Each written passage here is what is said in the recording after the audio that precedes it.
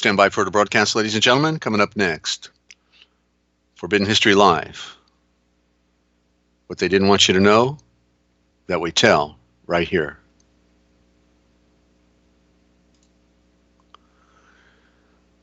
Please note that the following views and opinions expressed on this program are not necessarily the views nor the opinions of the Master Force Group, YouTube.com, Free America Radio Network, our sponsors, our partners, and MFG is a private society. Nothing here is there to be construed as hate, medical, and legal advice. And listen to the Forbidden History prime time 7 days a week right here on the realpublicradio.net, because hidden beneath the sands of time lies the greatest of all mysteries. It's the Forbidden History. Unearth for yourself the secret truths that lie hidden just beneath the surface below our feet. What is it that the powers that be do not want you or I to know? Come and journey with us as we explore and dare to know, because it's all right here, coming your way 7 days a week on the realpublicradio.net, Free America Radio Network, and on YouTube.com as Forbidden History Live, and on NinjaCat 111 as the Forbidden History Chronicles, and also the old archives starting June 21st, 2018, on the Forbidden History series. The Forbidden History series. And hey there, T-Love and Ninja, good to have you. Stand by. Hold on for a moment. Be right back.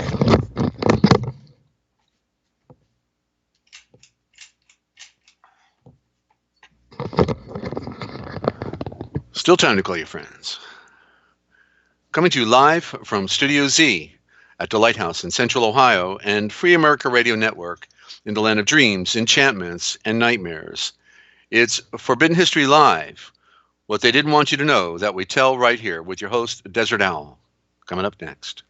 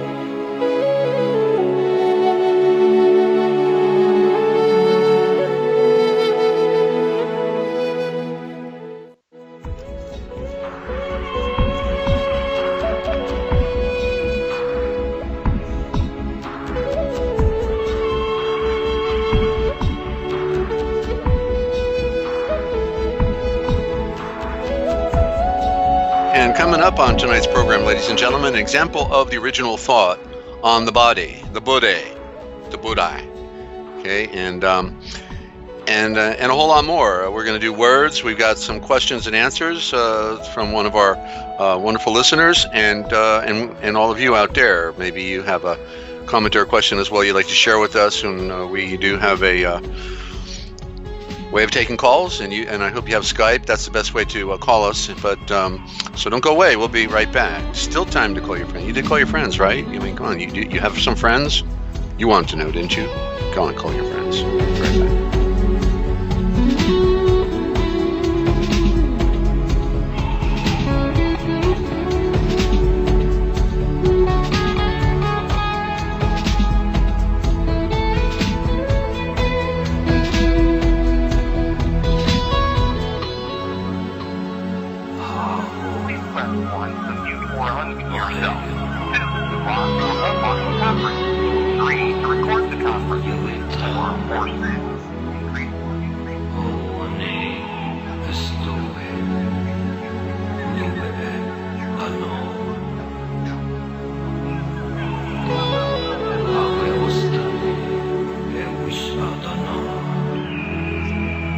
And of course, if you don't have any friends out there like T-Love, then you go make some friends, okay? This is a great way to go make some friends. And Crystal, good to have you on the broadcast as well. All right, so hang in there. We're going on the long ride down in the deep water, ladies and gentlemen. All aboard.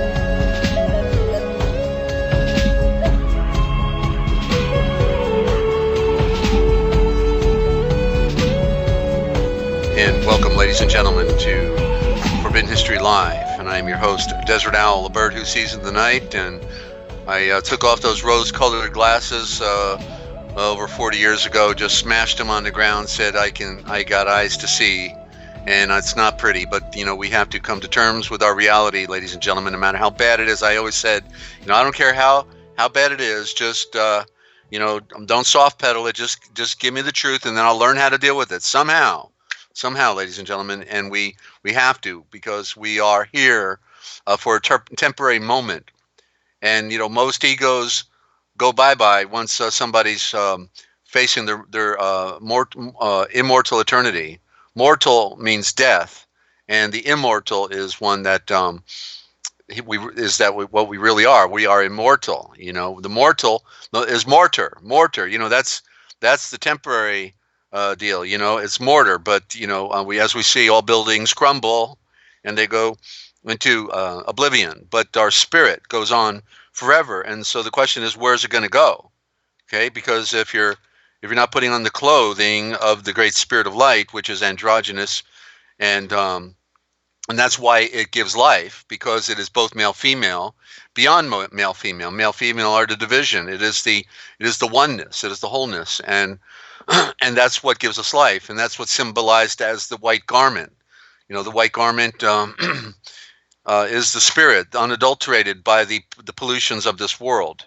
Okay, and so it's a great mystery, but that's what we do here. We unravel the great mystery. Okay, somebody's got to do it, and I'm very grateful to the Father above, to have this opportunity to share. And I'm dead if I don't share, because I studied, I learned a few things, and people still don't get it. And and if you want to see the round Earth, okay, just go to, on our other broadcasts that we did on the Earth is the round Earth. What was the name of that title? We finally settled on a title, and it is called the Round Earth Reality. Case closed. Okay, part 1 and part 2. The Round Earth Reality. Case 1 and case closed, because we don't like that. I don't like that term. I'm speaking for myself here. Okay, that flat Earth for flat thinking. And so the link. So once we produce the program, of course things happen, right? And they don't want this stuff out there, because the propaganda is to deflect from the truth into flat thinking, and therefore I did a 3-hour presentation, and it was all unable to be uploaded. So literally, thanks to our Yochelleg, she figured out how to get it uploaded, but it took about a week. And in the process, we found out that on the upload, none of the links in the description worked. So anybody going there to try to find it, the YouTube flight, they wouldn't been able to watch it. So it's there now. It's on this program. It's going to be on every program description, because it's relevant truth. Okay, and so once you get up to, you can't see it from a jet at 35,000 feet, but once you get up to 70,000 feet, that's when you can clearly see the curvature of the Earth.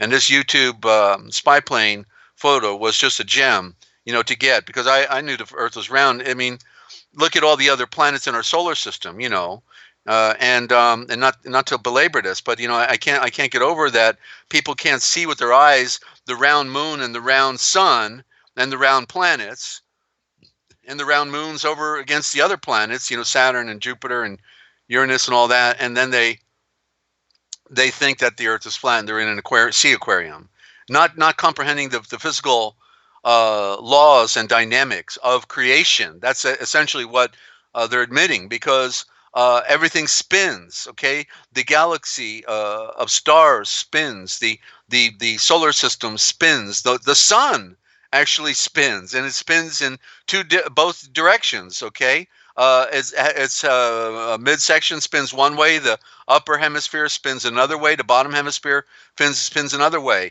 Everything is spinning. It has to, because that's what makes life. The spin of electrical current, the motor that keeps on going. Okay, and so okay, we got figures. You're out of here. Okay. You know, we're not flat earthers here, and you don't want to, and we don't want you grandstanding here either. Okay, if you want to do a presentation, do it on your own broadcast. Okay, and thank you very much. And so, are you kidding? Okay, well, the fact is, no, I'm not kidding. Okay, the fact is that all of these things are visual. Okay, so close your eyes if you want to go to sleep. Go to sleep. Okay, but the earth, but the round Earth explains the weather patterns, the currents in the ocean, the northern and southern poles both being colder than the equator. Okay, not to mention the Great Pyramid, the Geyser Pyramid, of course, has all the dimensions of the Earth, the circumference of the Earth, the distance between the Sun and the Moon, circumferences of the Sun and the Moon, and a whole lot more, and pi as well. Okay, and it's an 8-sided pyramid, by the way, and it's not the Giza Pyramid, it's the Geyser Pyramid, because you're supposed to read the dimensions in there, and it tells the story of our creation, made by the one who made the universe. By the way, they're not telling you that one either. Made by the one who made the entire universe, Yahweh, okay, who is the great Dolophaim, and therefore Yeshua, you know, the redeemer of mankind, the one who made all things, the one who redeems all things. Okay, so anybody can close their eyes. You don't have to go look at 30,000. Yeah, are you kidding, huh? 70,000 feet. Go look at the YouTube plane. Go close your eyes once you get to 70,000 feet. You know, close your eyes. Go for it. Okay? And I'm happy my eyes are open and I can see. No, it's not perfectly round. It is bulging at the center because of the centripetal force, T-Love, okay? But anyway, I just wanted to you know, mention that the posting is there. Anybody can look at it and see it with their own eyes if they want to. Otherwise, you know, they can close their eyes. It's totally their business. And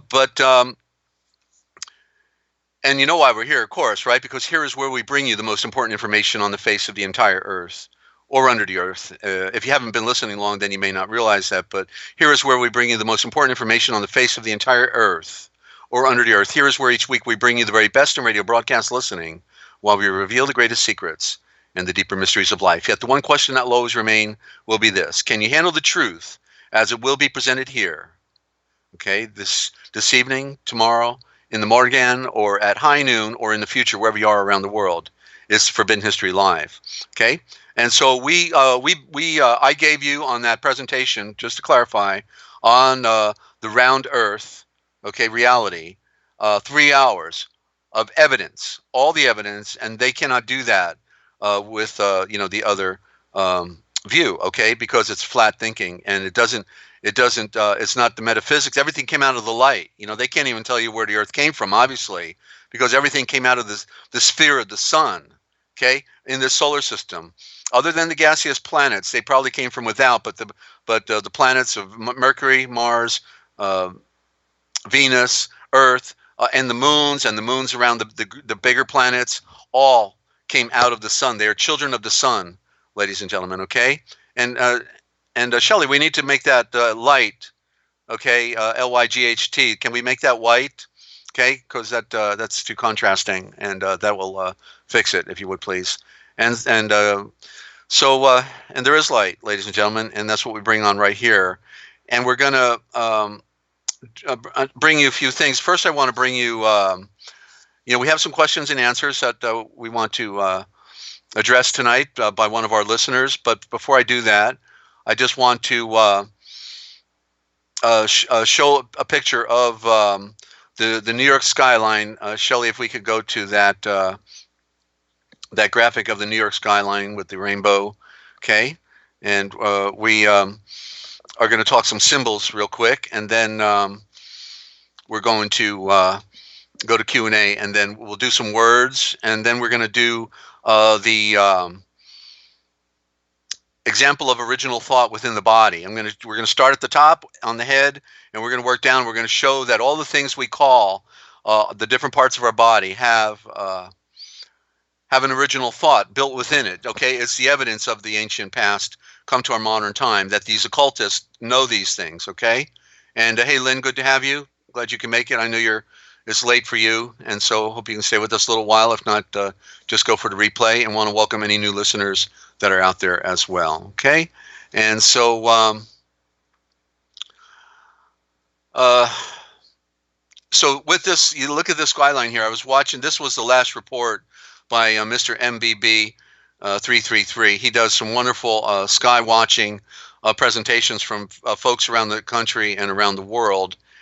And so when I saw this graphic, when he pulled it up to show the rain, he was showing a double rainbow here. This is the New York skyline, of course, and of course that's the building that replaced the Twin Towers. But once I saw that, it was like bingo, you know. The light bulb went off, and I saw something for the first time that I had missed on this piece. And okay, Ninja, I got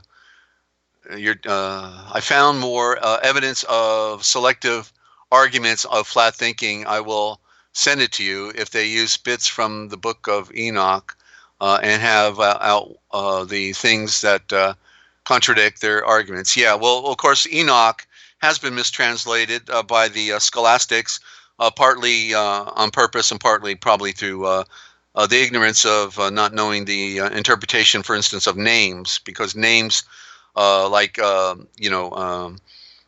Yochelleg, which is they corrupt into Jacob, is really the seed of light, you know, or like Michael means the one who is like Yah. So we think of Michael like he's some independent character separate from Yeshua, and he is Yeshua. Michael means something. It's not a name, it's a description. A descriptive title means the one who's like Yah.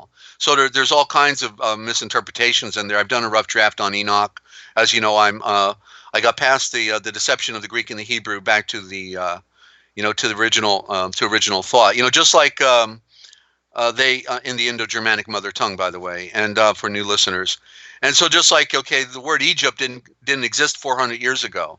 Okay, Egypt was a fabricated name made just within the last 350, 400 years. And then it went into the translations that they were giving us, because they knew they had to change the original word for Egypt, which is Meitzar. And so what does Meitzar mean? Meitzar. You can hear the word czar like in Caesar, or like Nebuchadnezzar, or like the Kaiser, or the Khazarians. You see, the czar means the star. And so Meitzar, Maytzar, means the mother star. And so because what we call Egypt was called Meitzar, it is therefore the mother star. It implies that it is the mother star of all of the other pyramid civilizations. It was a one world order.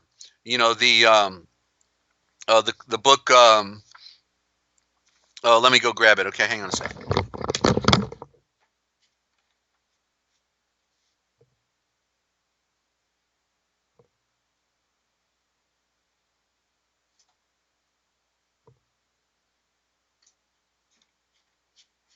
All right. Sorry about that, but I like to give you some food for thought here. And it's a book called Proof of Vedic Culture's Global Existence. Okay, Proof of Vedic Culture's Global Existence. And of course, as I've said all along, the Brahmin, which is the word for Zavram, that's why Abraham had the same name sounding like Brahmin, because it means sovereign. It means the star ram and sovereign. Okay.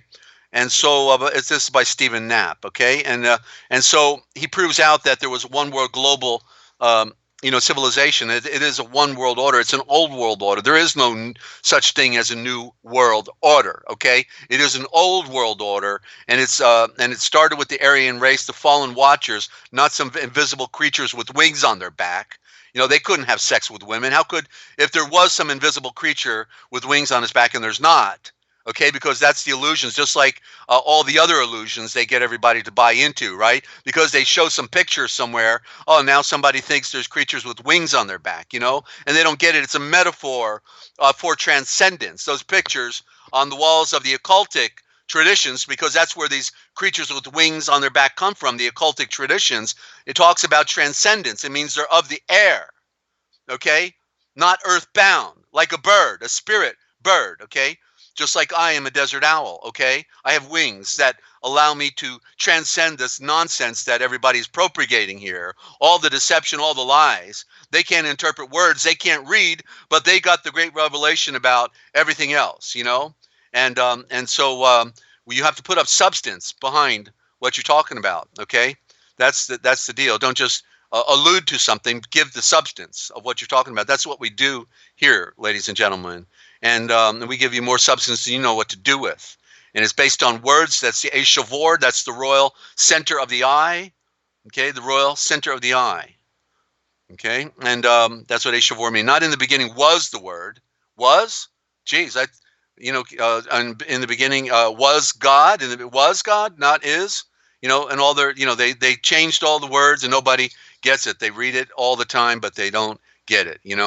And so we're stuck in la la land and think we know something when we know nothing, and then we're gonna try to shove down other people's throats. Your version. They keep coming on. All the time with their little platform now, the flat platform that they stand on, and they can't get off of it. Because that's their religion now. That's the religion. And so, but everything came out of the light. Okay, I'm reiterating it. Everything came out from the light. Okay, the planets and the moons and Earth and Venus and Mars and all of them came out of the sun, the mother star. It's a mother. Okay, like they say, what came first, the chicken or the egg? Well, guess what? Neither came first. It is the seed that came first. The seed goes into the egg, you see. And the seed is the seed of light. It is the sun. And out from the seed came life. Okay? And so, and it is the contrast perhaps between the spirit and then the light itself that we see as the sun, the great logo, the great symbol that nobody gets. They break open an egg every day, and that's called the second sun, EGG, which is correctly AGG, not E. Listen to the word, egg. All right, so you're under mind control, right? Because you call it an egg. You spell it with an E. Sounds like mind control to me. Egg is spelled with an A. And A is the symbol of the sun. And the G is the symbol of the golden sun, the gold, okay? And so it literally means the second sun, and you don't recognize the first one as being the seed within the egg, okay? And so in this picture, okay, I think I went full circle now. So let's look at this picture here, okay, with this New York skyline. So what's with the picture? Do you notice anything unusual? Well, if we go to Fenton's Bible, okay, which is another corrupt term, it's the bib of the L, of the illuminated, that, that's their covering because they don't follow the scriptures. They're cloaked in the scriptures, just pretending to be lovey-dovey, Jesus loves you, but when they're really following the Babylonian Talmud and want to drink your blood and rape your little ones, okay, and rape your minds on top of it, rape their minds, after they destroy their minds and abuse them, then they want to do an exorcism on them. Yeah, the reason they're out of their minds is because some adult just played occultic rituals on them, and now they're saying, oh, he's possessed, and now we're going to do an exorcism. You see, the same guy that seduced them is now going to do the exorcism. Get the picture, okay? And so what's profound when I open up this the sky watching channel with Mr. MBB 333, and his work is imperative when he shows during the summertime the UVC and UVB readings from all over America. This guy's got to be on your list, okay, because he's showing when it should be a zero reading for UVB and UVC. It's off the charts. It was this summer upwards near 70 on the UVC. That's death, ladies and gentlemen, if you stay out in the sun. It will break your body down, and you will end up with a hernia, heart attack, or pulled joints and ligaments, and ultimately, you're destroying your body. The most susceptible are the little ones and the seniors. Okay, so the younger people look like they're doing pretty good, but it's going to get them as well. And nobody's talking about this. You go around and everybody's oblivious to it. Only less than 1% probably know about this stuff. And so. Okay, so with this, so what as I was saying, what Farrar Fenton brought forward in his scriptures, his shultres, which are correctly called the shulfar, Bible is shulfar, then he, unlike the controlled translations where they talk about Israel started following idols, but they never define what these idols are, because when we think of idol, we think of an ugly kind of tropical island, boogie, with big lips and big eyes and a big head, and all these things, type of a monster face, a scary face of a god, but the idols are we then discover what these idols supposedly were that we find in them called in the King James and all the other versions, because Fenton said, I'm going to tell the truth. And I'm going to go back to the most ancient. There are no originals, but I'm going to go back to the oldest. And I'm going to bring forward in modern English, after 40 years of reading nothing but Hebrew and Greek, I'm going to bring forth what's as close to the original as possible. And we find out for our Fenton scriptures that it is the columns. Okay, the columns. That's what the idols were. And the two columns represented, each one represented the sun, one represented the moon. And so there's your column. What does a column do? It supports. The column supports, right? And so what are the sun and the moon? In contrast to those, who are lost in left field right now, but, those who get the picture about how things developed in our creation, the sun and the moon are the supports of the earth. Because as we see, the moon pulls the tide when it goes around the earth, and the sun generates all life on earth through its nourishment, the breast. That's the mother's breast, the sun. And so then we find out, therefore, through Fenton. Thank you for our Fenton in 1905.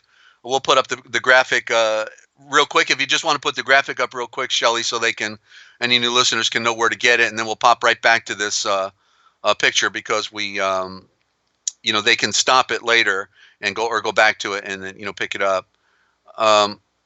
But what we then found, ladies and gentlemen, is through this revelation for our Fenton, these two columns. Well, guess what? That's what was represented in the Twin Towers. Okay, the Twin Towers were the occultic two columns. Okay, one representing sun, one representing moon, and so symbolically, then north, because north means that which is above, from pertaining to that which comes down from above. It would be the the sun potentially, and then the southern tower, the moon. It could be the other. It's irrelevant, because the two combined to create the picture. It's two columns, it's two supports, and it's two towers. Okay, so these twin towers, that were destined to come down. They didn't come down by thermite. They came down by a 15 megaton thermonuclear hydrogen bombs placed under each of the foundations from a rail car that came out of Building 7, and then at the time when they were going to take them down, went on the rail car and then were detonated. Okay, and then the last atomic blast went under Building 7. The most fortified building in Manhattan fell in 6 to 8 seconds, right? The most fortified building that was to house the CIA, the FBI, the mayor of New York City, all the important documents and everything else, the most strategically built secure building, right, fell in 8 seconds or 6 seconds from a little fire, in the office. It didn't happen that way. These were thermonuclear hydrogen bombs that were already good to go from the beginning of construction. Okay, that was planned because one of the rules in New York City was, if you're going to build a skyscraper, you got to give us the blueprint on how you're going to take it down. And so Dmitry Kozlov, a former Soviet military officer, came out and did a 5-hour presentation in England, and you can find it on YouTube, by the way. It's called The Third Truth by Dmitry Kozlov, and there won't be any question, because thermite, if you were using thermite in the whole building would melt. Okay, and they couldn't have done it. They couldn't have. But atomic bomb went right up the casing. The outer casing was steel, totally new design structure of a building. It was totally cased outside with 5 inches of steel reinforcement. 5 inches. A plane could not go through it. Obviously, a plane could not go through it.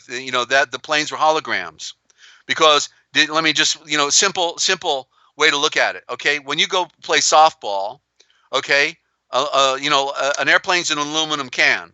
Then you got 5 inches of reinforced steel. The outer casing of the building, it's all steel, 5 inches. 2 layers, separate layers of 2.5 inch steel with a space in between, and it's made into a rectangle. Okay, so whenever you played softball, did you ever imagine that the softball would go through the bat?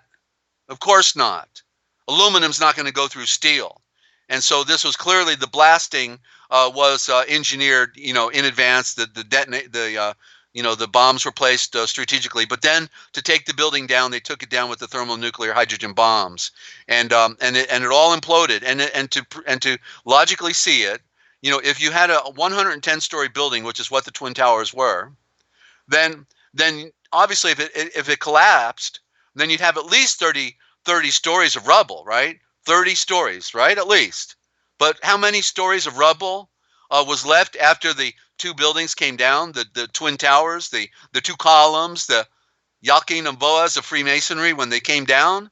There was less than a half a story of rubble, a half a story of rubble out of 110 stories of rubble. You see, because it all went down into the cavity, that which didn't turn into dust fell into the giant cavity that's made by the thermonuclear hydrogen blast. They perfected this over, how many decades, right? They went from above ground to a below ground testing of a nuclear blast. They perfected it, okay? And so that's why they evacuated the Sears Tower, by the way, because the Sears Tower on that day was also designed the same way as the Twin Towers and had a blueprint for taking it down with a thermonuclear hydrogen bomb. Okay? And so it's a totally different type of detonation and an experience than an above ground blast, obviously. And so two of the elements are gone in an underground blast. And I'm not going to get into that, but you can go watch Dmitry Kozlov, The Third Truth, ladies and gentlemen, if you want to be enlightened. If not, that's okay with me. It doesn't matter. But where I'm going with this is that the two symbols of the sun and moon, of the pillars that support creation, okay, denied by some, but clearly, truthfully, the case as it is, that once these what happened in the symbolism in other words, what they've been doing, they've been passing their children through the columns all throughout these thousands of years. The occultic, this coming from the fallen watchers, the Aryan children of Adam, the ones who decided to conquer the world and enslave mankind. Then they knew the sun and moon, were the two supports of the earth, the primordial symbols, the two great symbols in the sky, and then they build columns to represent them. And so they've been passing their children through the fire between the columns on the altar, which is where they altar everything on their sacred altar. And by the way, the word altar means all power. Okay, all power, because when you're running the show at the altar, you got all power. You got everybody under the mind control. And so this is where they then had the ritual sacrifices between the towers. The columns.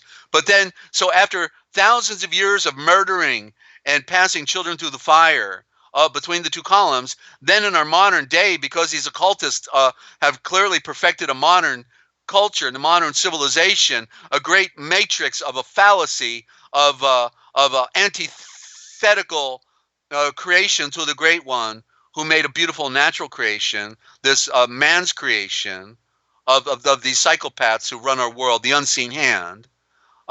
Then they have the ultimate occultic ritual to celebrate all of those thousands of years of ritual sacrifices. Now they're going to do the grand show while they usher in their new age. And they're going to kill 3,000 people when they take down these two towers. Okay? Ritual sacrifice.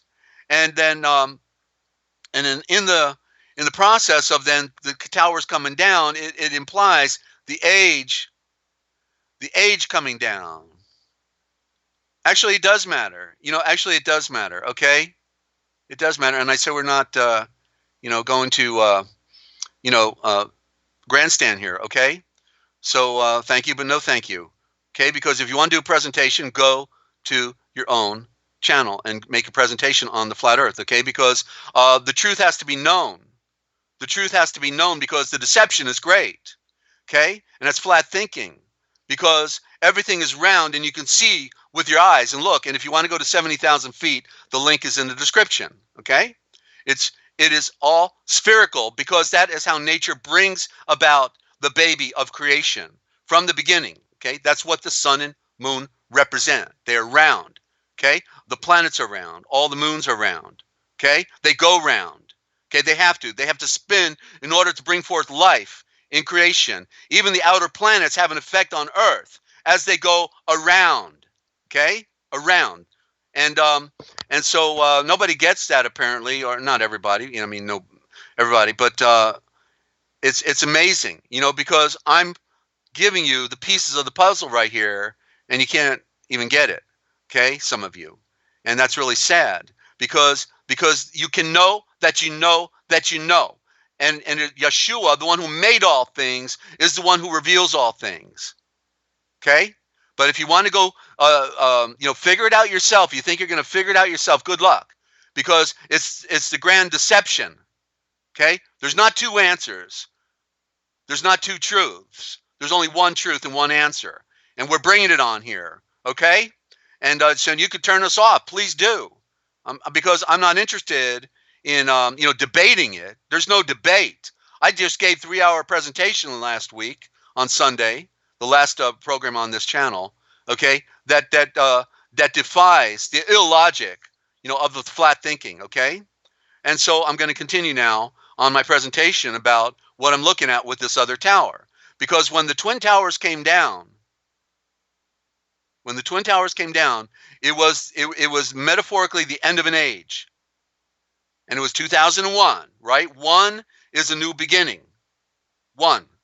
And then, so what do we get in this? So the curtain comes down, the old age comes down, the new age opens up. And then what do they build out of the rubble, out of the ashes? A symbol of the phallus, right? One. We got one creation now, and it's clearly a modern version of the Egyptian. The Metzorem, no Egyptian, Metzorem obelisk, right? The Washington Monument. You know, it's the classic. It's the classic male erection. You know, that is honoring what they think is most important in their lives. You know, and let there be Zorain. Thank you, Lynn. Yeah. Mm-hmm. And you notice it takes a little bit to get this stuff out, ladies and gentlemen, because it's a thick wick, and it's a short candle, you know, that we're on, and we got to be able to make sense out of these things and pull them together, you know, and there's one answer, and what I was saying with Fenton, you know, not only, you know, did he get the columns right, that and they represented the Twin Towers, but he even got the spheres right. He even got the spheres in there. He even has the volcano in the scriptures. You know, all of these things they took out. All the filter, you know, the filtering that they did through the Vatican at the College of Abbreviators, because they couldn't control having scriptures out anymore, so they control the translations and the words, you see. And that's the name of the game. So we reveal the original nature of words here, okay? So when the Twin Towers come down, then what comes out of the ashes? The proverbial phoenix, right? Oh, by the way, okay, to show you the phoenix, okay, when I just called that the phoenix, okay, because that was like, you know, the slip of a tongue. I didn't even realize where I was going when I said that, and now let me put it out there, okay? Because the word when we're going to talk about the body today, so let's talk about it right now, okay? On the male, you know, we have several terms for the male sexual organ, right? But one of them is the penis, right? And I never liked that word for some reason, and then I know why, because I found it, I saw it in the original thought, because penis is phoenix, okay, the phoenix, okay, there it is. So there it is. That's the proverbial phoenix rising out of the ashes. The proverbial what? Penis, the phoenix. You see it? You can hear it. And so the phoenix is the male erection that they reconstructed after they took down the old world. Now the new world's here. What do? Immediately they go to homeland insecurity and to the hate crime bills and the homeland, you know, the new laws for, you know, terrorism. Now terrorism's a new game. You know, it's a new game now in the new age. You know, everything's ramped up, and the old world's over now. No, forget this, you know, American mom and apple pie and Chevrolet and all this stuff. Now it's like, okay, you know, and so anyway, so this building, I'm leading up to something, okay? Because as you know, as I showed you, and now I'm going to have to do some typing here with ABRAM, which is correctly AVRAM, right?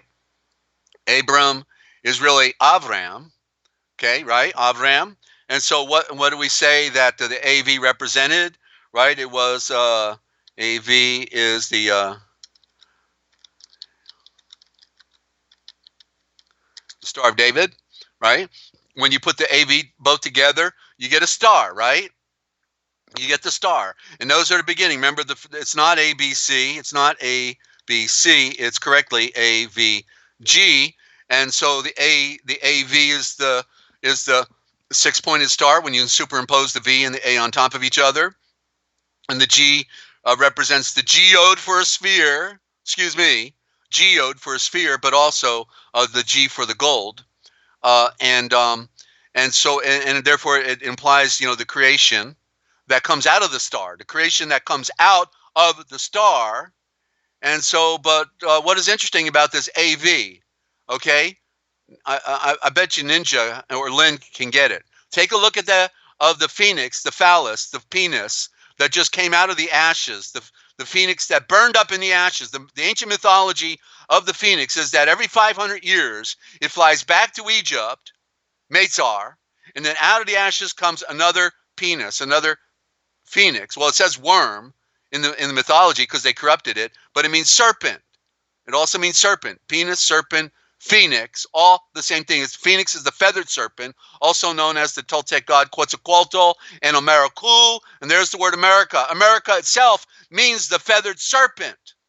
Okay, and therefore, what do you see? Limbo. But look at. Do you see any symbol within the phoenix? What do you see? Carolina, good to have you. There's two symbols that when I open up this on Mr. MBB and 333, and I was watching this, and he got to this picture, bingo, there it was. I got the picture for the first time. What is the symbols you're looking at? Right. Well, it's been 500 years since the phony discovery of America, right? And so now the phoenix goes back to Egypt, burns up out of the ashes. That's the proverbial Twin Towers burning down, but it's representing our whole world burning down in the metaphor. But what do you see? There's two symbols there. Do you see any letters of the alphabet? Do you see any letters of the alphabet? Come on. I know one of you got it. Come on. Ding, ding, ding, ding, ding, ding. Come on. Okay. Ninja, you're not supposed to say yes. You're supposed to give me the answer. Okay, I'm going to give it to you, right? You're looking at what? Well, I'm not. I'm going to just put it there. All right. You're looking at AV. You see the building?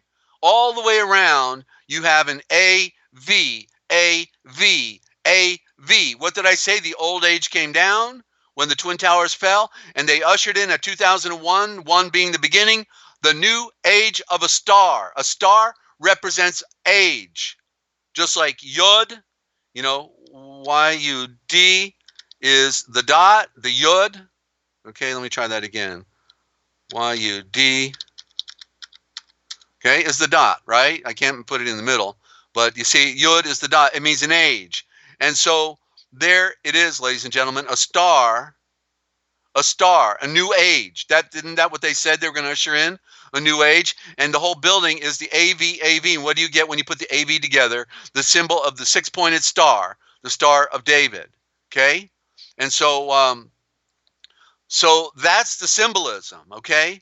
There it is. They're telling a story, and they literally put the symbol right on the building. And as Confucius says, signs and symbols rule the world, not words nor law, right? Okay, signs and symbols. So can you read the symbolism there? Can you see the game that is being played on all of us? And look at the building's bigger. It's bigger and badder than all the other buildings, right? And on the New York skyline. Bigger and badder. The biggest. It's the new age they ushered in. But it's a phony age. It's a phony creation, of course. And they've destroyed our world. While they're so proud of all their great grandiose design and all their structures and all the game they're playing, they've destroyed our world. They destroyed our world, ladies and gentlemen. Destroyed it. And the joke's on them.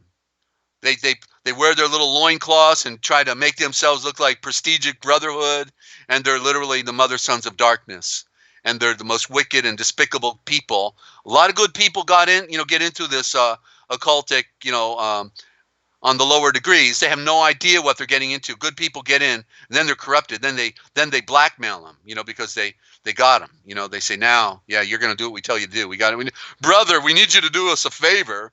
We need you to go mess with somebody else's life, and but it'll be okay because you're following the code of our brotherhood. You're not going to betray your brotherhood, are you?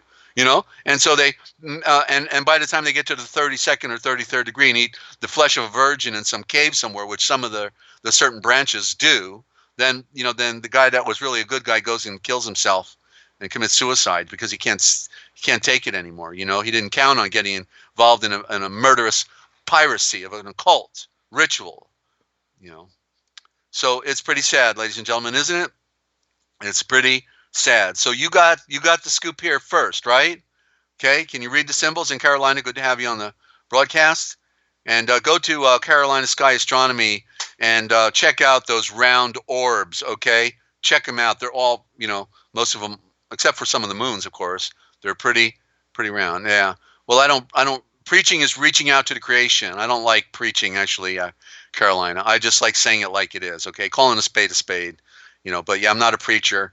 I have an axe to grind, okay? Because it's an ancient axe from the ancient culture that crafted the ships with the axe, the rigging, and it's called the Berserker battle axe, and that's how they conquer the world, with the axe, and that's why the fasci on both sides of the speaker's podium, right? It's got the fat in the middle of the fasci. What do they got? The battle axe, right? Because that's how they crafted the ship, and a battle axe could take on 2 and 3 swords and even more. You don't want to mess with a battle axe.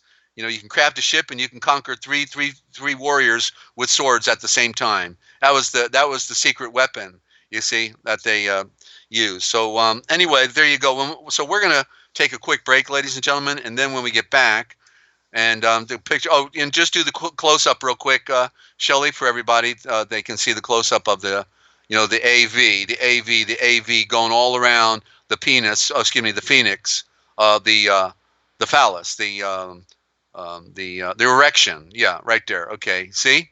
So there it is, all the way around the building. What a masterful design. First they created 2 columns. I mean, they engineered these things knowing they're the greatest deceivers of mankind. The unseen hand. They know they're part of a clique and a game against all of you, ladies and gentlemen. They destroyed our world. They create the propaganda, okay? The propaganda of flat thinking. I'm sorry, okay? Sorry if you can't take it, but let the truth be known, right? And so don't go away. We're going to a musical break, and when we get back, we'll do some questions and answers from Dorina in California.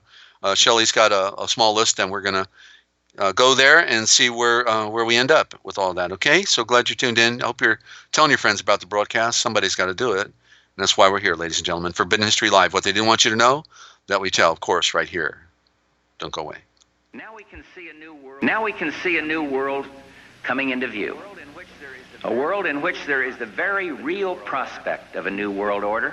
The new world order does not mean surrendering our national sovereignty or forfeiting our interests.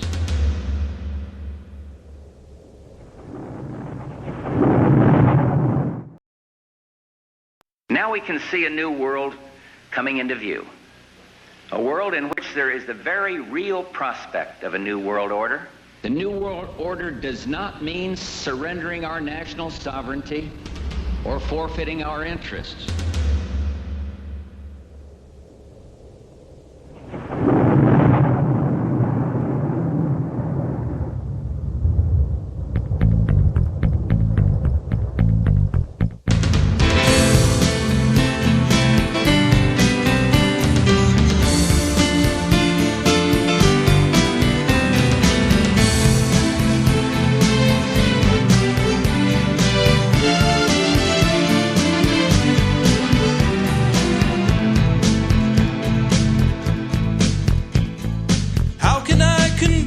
When your ears refuse to hear, you turn your heart away from me each time when I draw near. Your eyes refuse to meet with mine, they glance away in fear, as if you should not look at your reflection in the mirror.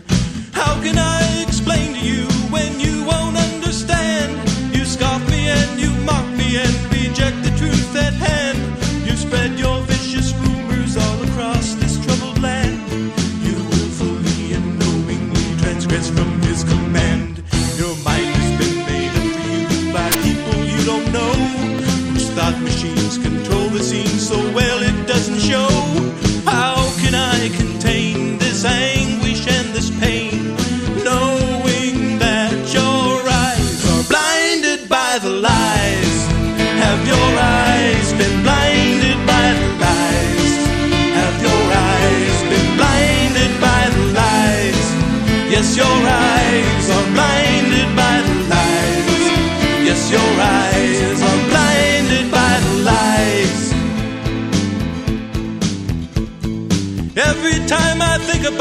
the damage that's been done. The anger wells inside me till I'm almost overcome. I want to tear the moon out of the sky and drop the sun. Why do I feel so all alone, like I'm the only one? Even though your eyes are open, they may never ever see. Your mind may never comprehend this sinful subtlety. Your heart may never hunger for the truth that sets you free. Your soul may know the darkness of divine eternity. Like petty thieves who plunder in the shadows of the night, they break inside and enter through the windows of your mind. How can I control this poisoning of the soul? These lies that blind your eyes, blinded by the lies. Have your eyes been blinded by the lies? Have your eyes been blinded by the lies? Yes, your eyes are blinded by the lies. Yes, your eyes are blinded by the lies.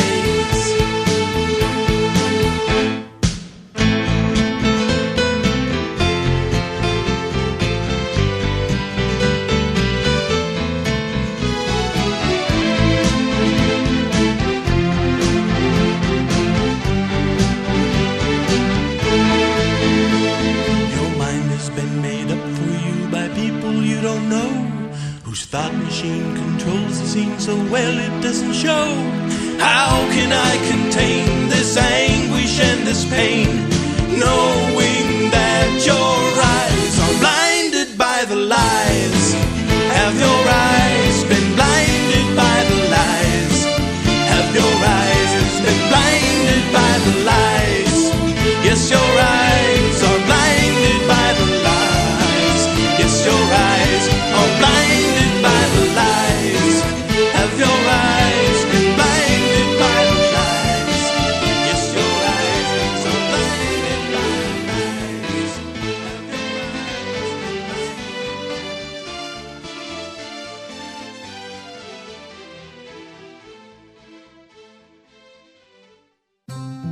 Have your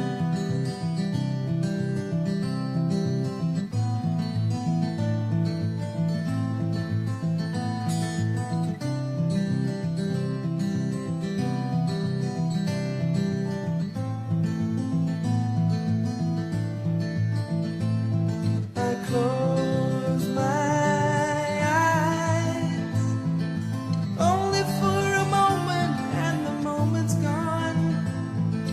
All my dreams pass before my eyes in curiosity. Dust in the wind, all they are is dust in the wind. Same old song, just a drop of water in an endless sea. All we do crumbles to the ground, though we refuse to see. Dust in the wind, all we are is dust in the wind.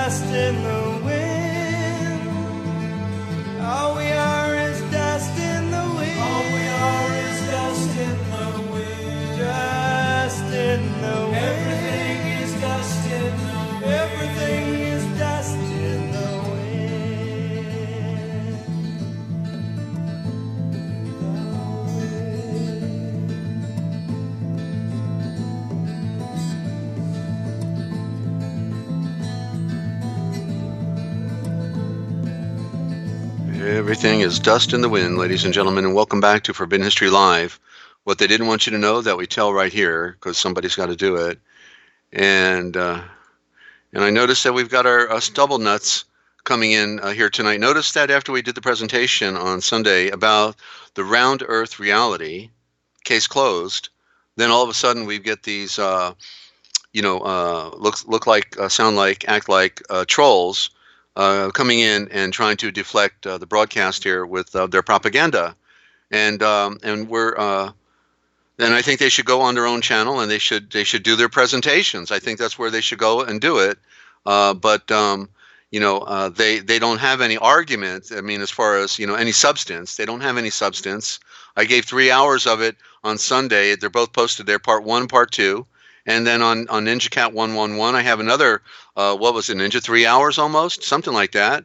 And so we provide substance. I actually back up everything I talk about.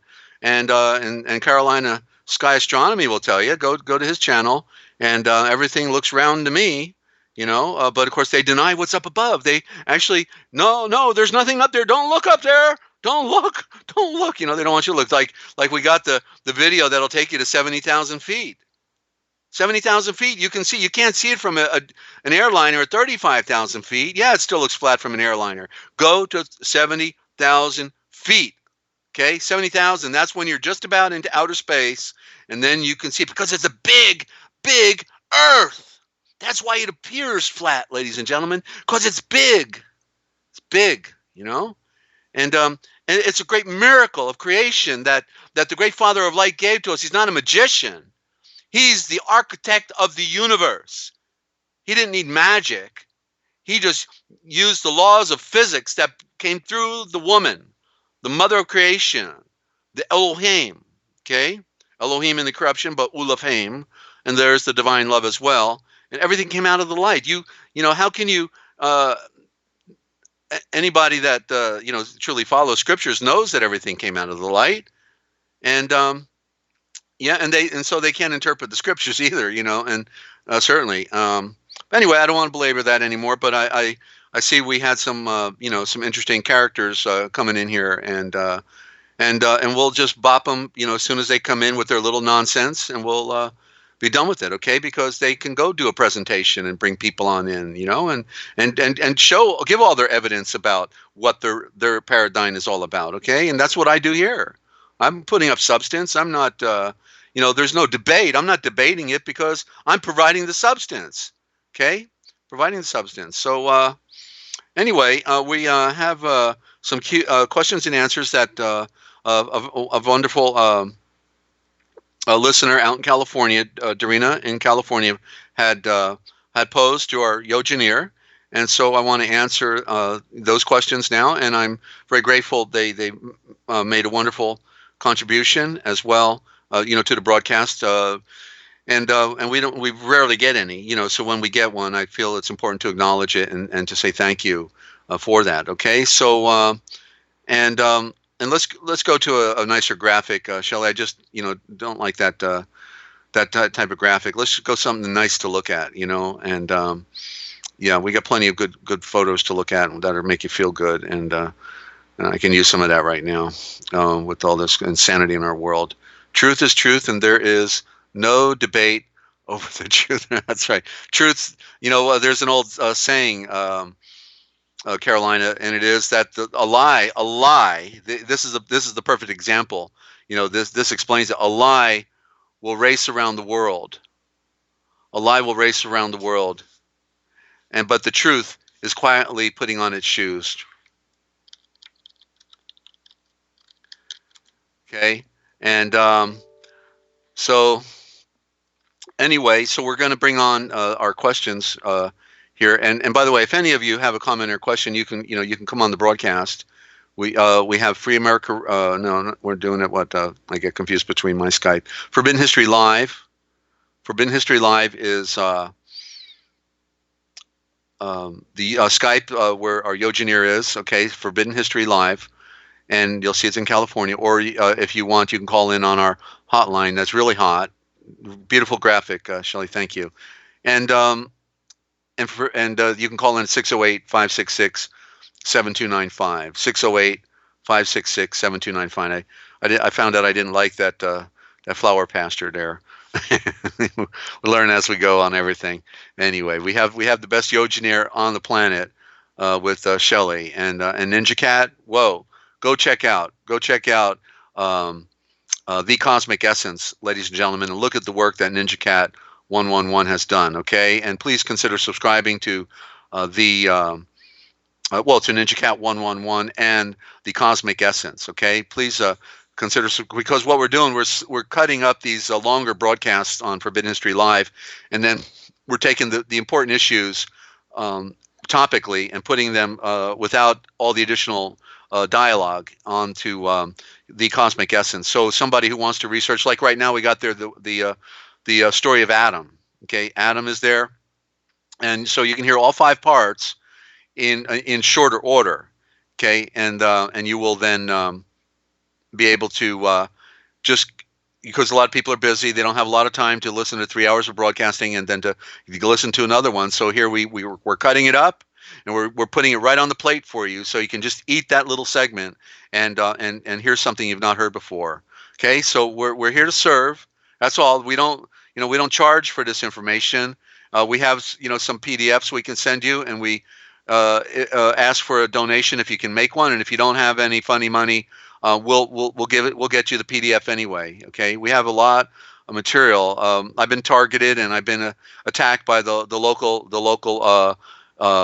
Masonic order, and they've played dirty tricks on my ministry here in this town, and have hacked my computer from their remote location, Millersburg computer, actually. So they all, they literally own the town, so it's really we're not a safe place to be, but I have to be here at the moment, and we're going to be relocating soon. Well, we need support. That's part of the thing. We need support to do that. Some people don't mind being criminal. We're here serving our community, serving our planet, and speaking truth about peace and love towards our fellow man, to love your enemies. We're told to love the enemy, okay? Not what he does, but to, if he needs water, give him a glass of water. Treat him with undue respect. It's not due, it's undue, but treat him with respect anyway. And you never know how you can turn a bad guy into a good guy, by doing the right thing. So with that, ladies and gentlemen, we're going to go now to a Q&A segment with Yochelleg. And Shelley, are you there? I'm here. I'm glad you're there, because if you weren't there, I wouldn't be here. Yeah, I have some questions from Dorina in California. Wonderful. Well, bring them on. Let's see if we can help Dorina out in the great mystery here. Okay. So the first one is, were Cain and Abel twins? Were Cain and Abel twins? Well, they weren't born at the same time, and therefore, from that standpoint, no, they weren't. But if we read the lost books of the Bible and the forgotten books of Eden, we find out that both Cain, who more correctly might be Gain, and we can see why, because there was no C. C is a corruption. There is no C in the original Indo-Germanic. It's a K-H, so it's Cain, K-H-A-N. We see it in the Persian. We see it more correctly in the Persian. Khan, the word is sometimes pronounced Khan. But nonetheless, if we read the lost books of the Bible, and in particular the first and second books of Adam and Eve, then we find out that both Cain, and Abel, when each one of them were born, Cain came first. He had a twin sister, and Abel then came, and he had a twin sister as well, and they were going to cross-marry them. So Cain was going to marry the twin of Abel, and Abel was going to marry the twin of Cain. That's how it went in the story. But Cain was jealous. He loved his twin. He didn't want to switch out with the other. And so this was part of the story that we don't get from our filtered versions, the short versions, and manipulated by priesthoods. And so, but yeah, that's and these writings, by the way, came out of Ethiopia. That's why they were preserved out of the temples there, the Hebrew Israeli temples in Ethiopia. So that's basically it. They were not twins. What Was there more to the? Was there a follow up on that question? I think there was more. Yeah, there was. The deception out there is that Cain or Eve was impregnated by the Satan. And Who's that? Who's Satan? Yeah, Adam. Well, okay, maybe, serpent maybe flesh. not. You know. Yeah. Oh, go ahead. Please continue. Mm-hmm. That they were impregnated by two different fathers. Mm-hmm. Yeah. Okay. Well, basically, Satan is a fabrication of the occultic, because it was to cover up for the terminology of the serpent, and Satan in the Hebrew is Hashatan, and Hashatan means the accuser. So whenever you do wrong, who do you point the finger at, right? You point your finger at yourself, right? You're accusing yourself because you did wrong. How did you do it? Within a physical reality, right? And so, but whenever somebody outside of you is accusing you, they usually have flesh and blood going along with them, right? Whenever you're accused by somebody, right? Mm-hmm. Right. That's the serpent, right? The serpent is the, we better put the serpent on there now. Shelley, do both graphics and we'll clue them in, because Satan was a cover for the serpent, and the serpent is a cover for Adam, okay? And this is what we have. You go to the cosmic essence and start. I recommend, if you don't want to, have to dive into all 5 segments, go to number 4 first, okay? If you go to number 4, who is Adam, who really Adam is, we found out that they covered the story with these phony words, that they've adulterated, they corrupted. Masoretic text, remember I just said Meitzar is the original word for Egypt, and we thought that they came out of Meitzar, right, and left Meitzar behind, but Meitzar means the mother star, and so then who gave us the Old Covenant text? The Jewish banking Meitzarites, the Meitzarites? Meitzar? Oh, you mean Egypt? Oh, they gave us our Old Covenant, our Old Testament? Yeah, and they did switch outs. They changed all the names. They've changed tenses. They changed parts of the stories. They did reversals. They told lies in there. All of these things. And one has to not, just immediately pick up the book and think, oh, here's my truth. And nobody, I don't have to figure anything out because they already did it for me. You think the ones that hate Yahweh, the ones who are occultic and on this world scene and raping the minds of families and children are going to give you the true scriptures? And so this is what we reveal here. I've got over a year of content now, starting at the Forbidden History series archives. Go to the Forbidden History series, 4 words, the Forbidden History series, June 21st, 2018, and just start moving forward, or just go to the beginning of what we've done since Yochelleg has been producing this broadcast right here. Go to the beginning, just start listening. There's the big flood right down at the bottom, the second program showing the big flood. Okay, the Great Flood that nobody talks about. Nobody can pull it together. I don't know why. It's right in our face. Everything's right in our face, and yet they still can't interpret what's in front of them, because the propaganda is so great. You tell a lie long enough, or propagate a falsehood long enough, and you'll think it's true. Yet the scripture says in Revelations, they have deceived the entire world. What part of a deception is that? Shelley, you going to tell me? Total? Yeah, total. Okay, there you go. All the way. That means there's just a crack in the wall, and a few people can fit through that crack if they're fortunate, right? That's right. Only a few will find it.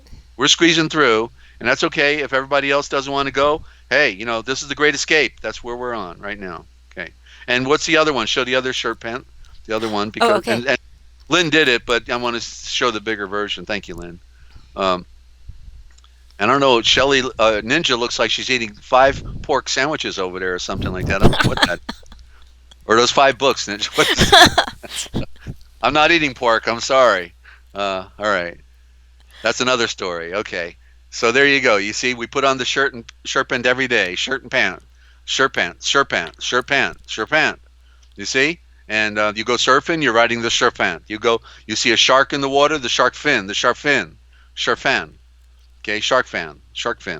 Okay, This is how it all goes back to the beginning, and they never connect. We should have learned this stuff in school, but guess what? Here we are. We're in school now, and we can learn to read for ourselves, ladies and gentlemen. We can be set free, just like the word gospel, is go spell, right? They because they know that they've changed all the words, and they're joking, they're laughing in our face, and having a blood festival, drinking blood of our fellow men and women on earth, and just raking it in, also passing the hat at the same time. And I like that, right? Passing the hat. They get paid to lie to you, actually, and you pay them. You pay them to lie to you. Yeah, you give them homage. All right. So, okay. So, do we answer the question? Okay. Yeah. Shelley? Yeah, that's good. All But right, I have one all more. right, wait a minute. Let me elaborate a little more. Okay. When I learned about I had a radio host friend, a lady friend in Pennsylvania, and we used to talk back and forth on the side. She was on international shortwave at the time, and so she told me one day that a relative actually got their hands on a rabbinical copy of the Tanakh, what they call the Tanakh, which is the Old Covenant or Old Testament, and which they call Tanakh. And but this was an exclusive copy for a rabbi. Only the rabbis get this copy. And so the thing, and it had a wide margin. And the thing that was unique about it, she said everywhere on some of the pages in the wide margin, there was a conference table, and then I after, we got done talking, I got off the phone and I went into the general store there, and I was in West Virginia at the time, still stuck there. And then I, all of a sudden, boom, it hit me. I knew exactly what that meant. And I got back on the phone with her. I said, I know what those conference tables are. And she says, what? I said, everywhere there's a conference table in the margin, that's where they did the switch out. You see? And so that's why I know that I'm correct when I'm elaborating, because the game has already been played on us. The Mates Are Right text of the what we call Masoretic text is the Egyptian text. It's the occultic. It's their text. It's not our text. It's the corrupted version, the mind control. Okay? And wherever you see the conference table, that's where they did a major switch out, and the rabbis would know that, and therefore, just go along with it. So okay, so there you go. Okay, so what's the next? I think, okay, but the one thing I want to say about Cain and Abel, though, is what they represent. They also represent something of a cosmological order. In other words, Cain and Abel represents the mind of Adam at the time. They literally represent his psychology, because he comes down here with all the knowledge, being the bright one. Okay, the bright one, which they then covered with a false narrative called Lucifer. And he was the bright one who was up there naming all things for 4 billion years while all of life is evolving on Earth. But man was spontaneously generated. He did not evolve. He was made by the great Elohim in the process. He was the first made, actually. Adam was the first made, taken up to the throne of the Son, names all things, and then he comes down here. And so when he comes down here, it says he fell asleep. That's when he fell asleep, because he's in the lower. He came from the higher garden of light into the garden of darkness down here. It's beautiful, sure, looks good, but it's a garden of darkness. I think we see that with all that's going on our planet, and that is the lower garden. And so he decided. He wanted to. When he knew the truth, and when he was told, don't do this thing. If you do this thing, you will die. He decided. Well, he actually wanted to do this thing because it looked pretty good to him, and so in the process of doing that, then. It represents Cain, because Cain hitting Abel over the head means that because Abel represented the peace, the true paradise within. The promised land is not a piece of real estate. The promised land is a state of being within, that you could have total peace, no fear, only divine love, and a connection that he lost when he let Cain dominate his psyche. The fact that the fire, what does Cain mean? The fire, the Cain, like we say, cayenne pepper, cayenne. You see, the word Cain is in cayenne, and means the fire, because he was on fire with his desire to do something when he was told don't do it. because they had to mature and they had to grow before they should do this thing. But he said, no, I think I want to do it now. And so he hits Abel over the head. And so literally Cain and Abel, the first little ones that they had, represent what actually happened in the psychology of Adam. This is how we read the allegory and the higher Adic message or the cosmology within these stories. It's more. It's not just a story about people. It's a story behind the story on all of these stories, and nobody gets that. So I just wanted to elaborate a little further. Okay. Thank you. Food for thought. And question number 2 is, what do you know about the name the Great I Am? Right. So when so we have to know a few things about Pharaoh, and then what was going on. You see, because Pharaoh, he's sitting on the sun throne. He's sitting on, in other words, Meitzar, what means the mother star. Well, what is the mother star? The mother star is the sun. Everything came out from the sun. Okay, and so Pharaoh's sitting on the sun throne, and then so what he's claiming, he's called the Malik. The king means Malik. It's king is Cain. So so king is a corruption for the Canaanites and for their kings and their kingdoms. But the original word is Malik, and it means royal messenger. And so Pharaoh is claiming to be a royal messenger seated on the sun throne, as if he's the spirit, or Osiris, which would then be the archetype of Yeshua, Osiris, seated on the sun throne, and he's on earth as the official, or the representative of the Great Spirit. And so that's why he has the cobra on his headdress, and also the vulture. The cobra represents the Ouroboros, which is the sun going around the earth, the sun going around, actually the earth spinning,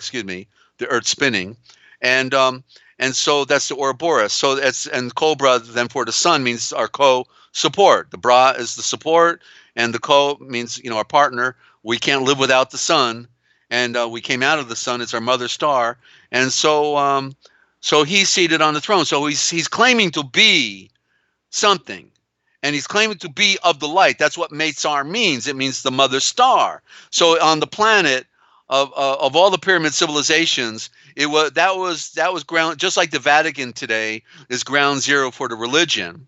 Well, it was the what we call Egypt back then. Even though it's called Meitzar. And so that was the Vatican of its day, and that was the primary pyramid civilization. Today it's the Vatican.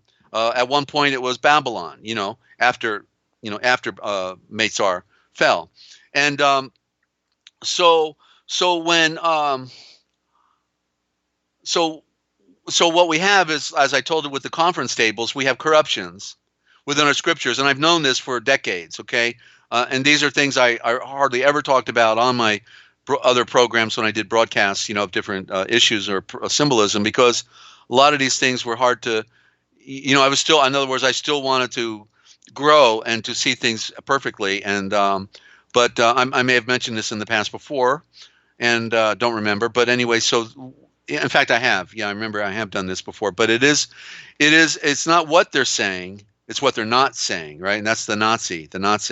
Right, and so when Moeshan is going to meet Pharaoh, and he's going to say, "Let my people go," well, then so he's going to talk to supposedly the representative of the sun, of the light, of the truth, of the purity, of all the things that we would want to embrace, right? But yeah, what was Pharaoh doing at the time? Do you remember what he was doing at the time, Shelley? Pharaoh? No. Killing the babies? Oh, yeah. Right? Throwing them in the river, crocodiles, killing all the male, but leaving the women, to live, because they, then they can have all the women they want. But the males of Israel, of the Zav rays, of the star rays, because that's what Hebrew means. Av ray, star ray, they corrupted that one. So they were taking the seed of the star ray, the seed from the star through Enoch and Nova and Zabramhaim and through Yochelleg and Yochelleg, all the star rays, this specially selected culture that was to do a work for Yahweh, then are being murdered by the Pharaoh, who also claims to be a star ray. Are you getting the picture? Yeah. Two cultures, both claiming to be star rays, and only one is true and the other one is false. So which one is false? The one committing the murders, right? Yeah. Murdering babies, right? Of course. Okay, I don't mean to put you on the spot. I know you're our engineer, and you're not here to. I'm not ninja. She's not. Oh, Hey, well, ninja. You're being a ninja. That's all right. So you see the duality, right? We have one that we talk about this all the time. One that is true, Right. one that is false, and so the one that is false, like in Freemasonry, are the ones committing all the murder, right? Claiming to be of the light, but they're mother sons of darkness, right? Right. The mother sons of darkness. And so Pharaoh, claiming to be the light, seated on the sun throne, is a mother son of darkness, murdering innocent babies and enslaving at the same time all of the tribes of the Zavre, the star rays. That's what Hebrew means. It's another code. There is no W. It's an M flipped over. That's a V. It's the Avre, as we showed the AV at the beginning. It means star, and they are it's a ray of light that come down from Adam through the Aryan race, and so when he goes to Pharaoh and he says, "Let my people go," and then Pharaoh says to him, "Well, who is your God?" Or Elohim, what he would have more correctly said. Who is your Elohim? Moeshan, Moses. Who is this God of yours? This Elohim of yours? And he says, what is his name? And then so what he said was, in the corrupted version, is, I am that I am sent us. You see, and it's like even when I first heard that, I knew something was wrong with that. And then it finally opened up, because you have to know all the story. You have to know the game they played on us, that it's all corrupt, and therefore you have to see into it, and therefore, remember, it's all about the play of the one. And so what he literally said was, I am the one who you claim to be has sent me. You see, the one I am the one who you claim to be has sent me to tell you this. Okay, so in other words, since Pharaoh is not in the light, and therefore he claims to be of the light, the one that is of the light, the I am the one, because he is the one, right? It's not Right. it's not how do you say it? My head is spinning. Not poly. I want to say. What do you say when you got more than two? Multiple gods. I can't remember now. All of a sudden, that's that aluminum getting to me. When you have multiple gods, come on, Deities. Different deities. come on, Lynn. You know the answer. When you have more than one god. Idols. Yeah, but there's a name for it. It's escaping me. Okay, so we'll go past that. So I am the one who you claim to be has sent me. There you go. Polytheism. Thank you. That's the Greek. I never liked Greek. Okay, polytheism. Okay, and the polytheism is in Israel there was only one deity. They all the cultures like India, Greece, you name it, they all have polytheism, but there's only one deity. And in the priesthood they knew this, but they got everybody to believe in polytheism. And so again, Pharaoh is asking him, who sent you? And the answer is, I am the one. And probably he would have actually said his name, Yahweh. We have to realize they've adulterated it. When they've adulterated it, then we only can speculate as to what the original might have said, since they've all been corrupted. Since they've sliced and diced and fricasseed our scriptures, we have to see into it. And this is why knowing the elements of the story are important, because all the connections are made. Wow. And it opens up. Yeshua is the revealer. So I am the one Yahweh, who you claim to represent, has sent me, Pharaoh. Okay? That's what was being said. Wow, that's And good. and it makes sense that they would corrupt that, right? Right? That they would Mm-hmm. corrupt it, yeah. And because he revealed himself on the mountain, what did Moshe say? Who are and who if they what was that was the question when he was in front of not the burning bush, but the burning tree. And if you send me, and they ask me who it is that has sent me, who do I tell them? And he said, and then what would he said to him at the burning tree, representing the son of fire, and all creation? I am the one Yahweh who has sent you.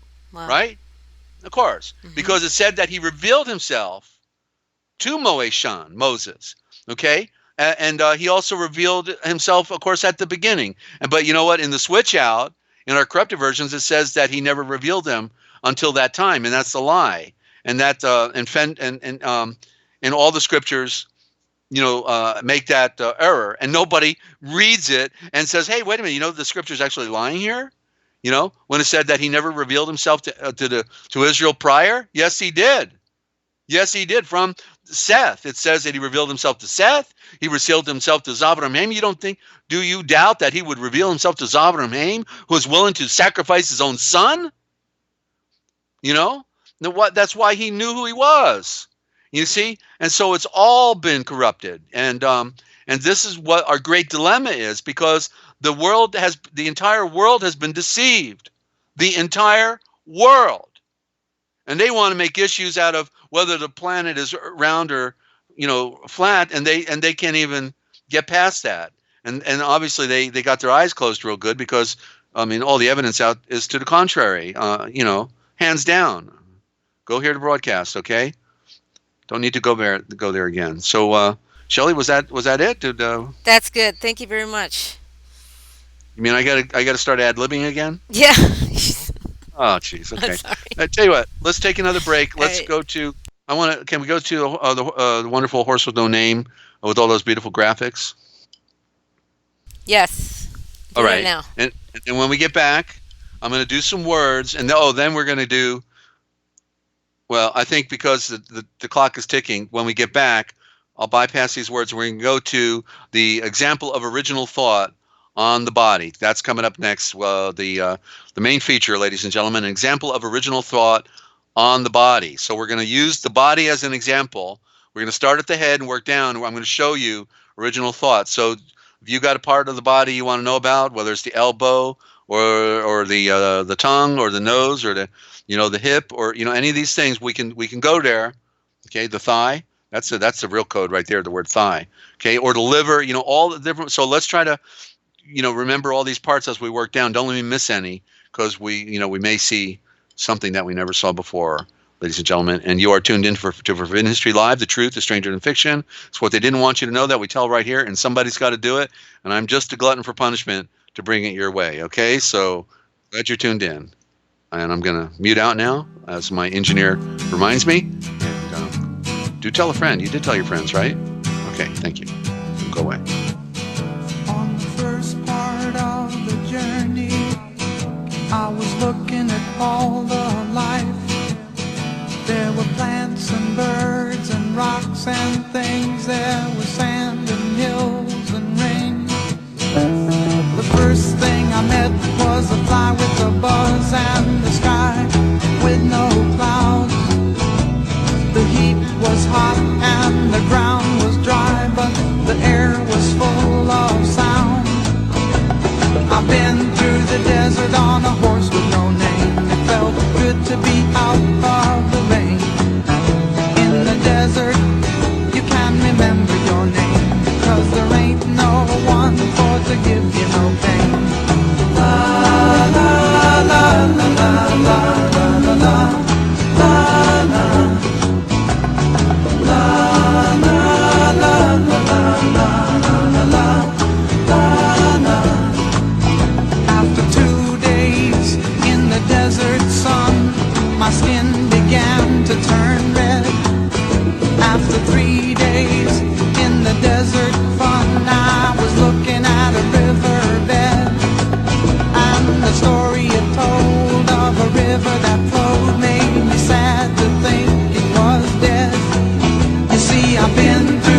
desert on a horse with no name. It felt good to be out of the rain. In the desert, you can't remember your name, 'cause there ain't no one for to give you no pain. La la la la la la la la la la la la la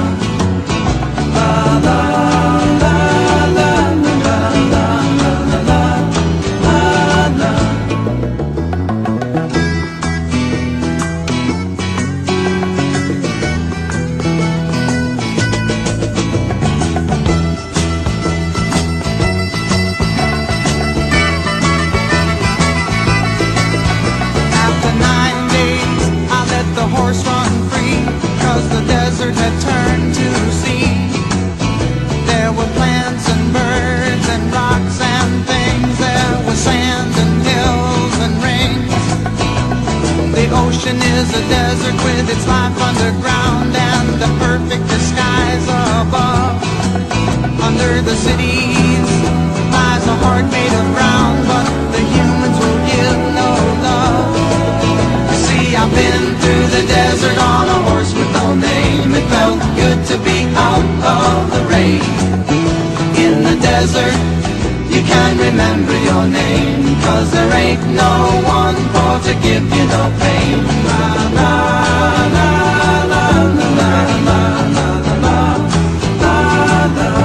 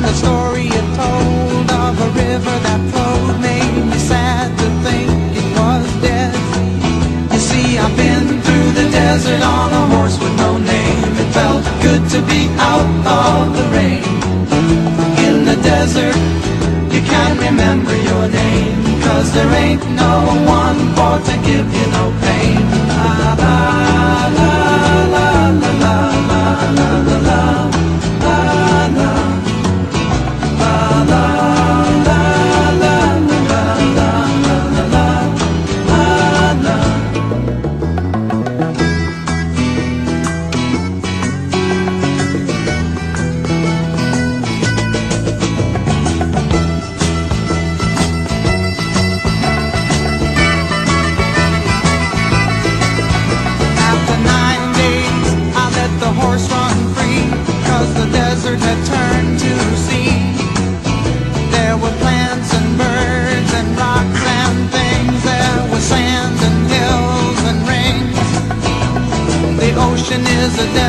with its life underground and the perfect disguise above.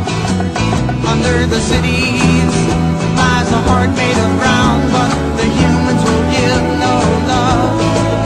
You see, I've been through the desert on a horse with no name. It felt good to be out of the rain. In the desert, you can't remember your name, 'cause there ain't no one for to give you no pain. La la la la la la la la la la la la.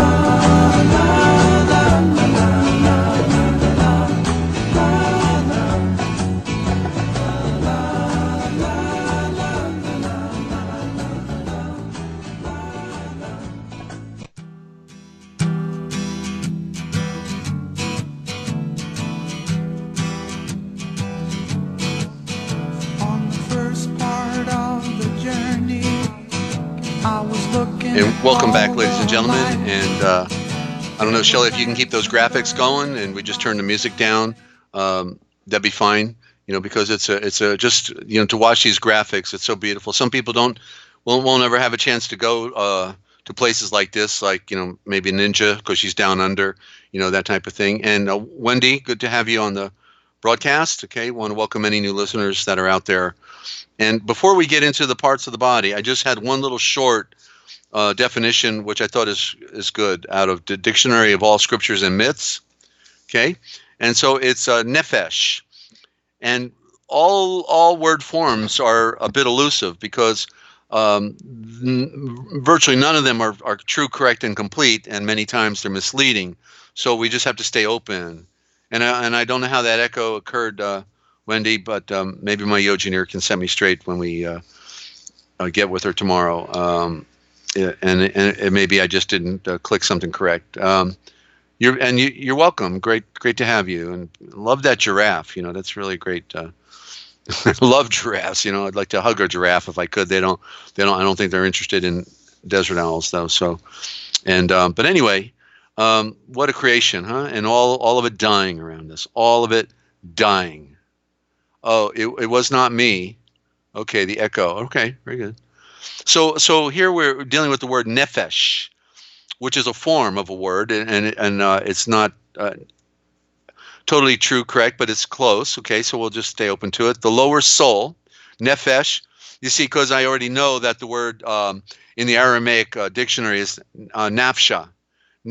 And what's interesting is when you spell the anagram backwards, it's sharfan, and sharfan is one of the prime words that describes the sun. The sharp fan is the power of the sun. It's sharp, and a story for another day. But so I'm just showing here. And so nefesh or nafsha, the lower soul. Okay, that's your serpent. Your nafsha is reversed. You get sharfan, and there's your serpent. Oh, there's the word serpent. You see, there it's telling you right here. The nefesh, when you spell it backwards, or which is nafsha, is sharfan. Add the royal letter R, and you get it. Okay. So also the lower soul or animal principle. Of course, it's the animal principle if it's a serpent, right? Come on. Okay. A symbol of the emotion nature in the astral body or the astral mental body. The lower emotions. Well, we know about that, don't we? Okay, so the lower ruach. The ruach, as we find in the Hebrew as ruach, as for the breath. Okay, the lower, so implying therefore the lower spirit forms with the nafsha, nafsha, the serpent. So we our spirit bonded with this automobile we're sitting in, right? We're behind the seat, in a body of flesh, the serpent. It's a souped up thunderbird or whatever you might want to call it, and an actual personality of the man. Yeah. We all look in the mirror, we're grooming ourselves. Hey, my serpent's looking pretty good today. Love you. Mwah, mwah, mwah. And so the lower, that's nafsha,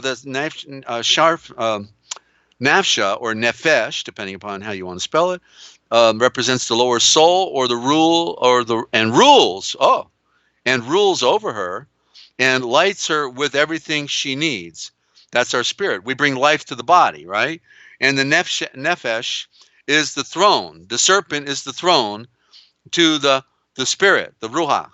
Okay? And so the lower mind, ruach, is energized by the emotion nature and constitutes the lower personality of the earthly soul. The lower mind is that which regulates the emotion nature. We're supposed to, at least, right? Be in control, use reason over animal compulsion, reason, and controls it, supposedly, and also brings intelligence to bear on all methods of supplying the needs of the desires.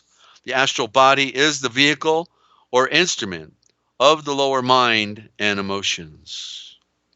And then it says to see Adam, I can't even say this word, Gilgulum, and Michael, and Neshama, Ruah, soul, lowest, and wheels, the holy, and Yehuda. Okay, I have to look that one up. That sounds like Judah. Okay, and Nefesh in the elementary sense is a symbol of the astral body, the Buddha. Okay, meaning of the darkness. So, okay, so there you go, a little bit of that. And then Nephilim is going to be the next one on this, in the section on N, Nephilim or giants. That'll be a good definition to read. But not tonight, because we're going in, Neo. Okay, yeah, I've been wanting to do this for a long time, and we got to go there. And so we're going to, I just didn't want to use my old presentation. I did this on a conference once. I never did it on a radio broadcast, but basically to name all the parts of the body, and because they're revealing original thought. And I'm going to go down a list, and I love that photo, Shelley, thank you. And I've been watching some, when I work out, I've been watching some musical, like they play beautiful sounds for 8 hours, and they got all these beautiful pictures on there. So I grabbed a bunch of them and forwarded them onto Shelley to bring on the broadcast, because I just love, this nature is going. Okay, it's almost gone. We're all going. The earth is going down. It's the end. 6 billion years of time to make this beautiful lower garden, and now it's been destroyed by the occultic, unseen hand, but they are seen and they're everywhere. The Khazarian, Vatican agents, and the Scottish right wrongs, free slave Masons, have destroyed our world. They also brag about being the creators and the destroyers. They're proud to be the destroyers at the same time. They claim to be creators. It's rather ironic, isn't it? Talk about brainwashing, huh? They're the ultimate ones. They're the ones who got all the money, all the prestige, all the positions, all things looking good for them. But it's a racket, it's a criminal racket. And so we're in trouble on planet Earth. But the good news is we can be set free from the lies and the deceit, ladies and gentlemen. We can put on the light of truth, and truth is sweet. It's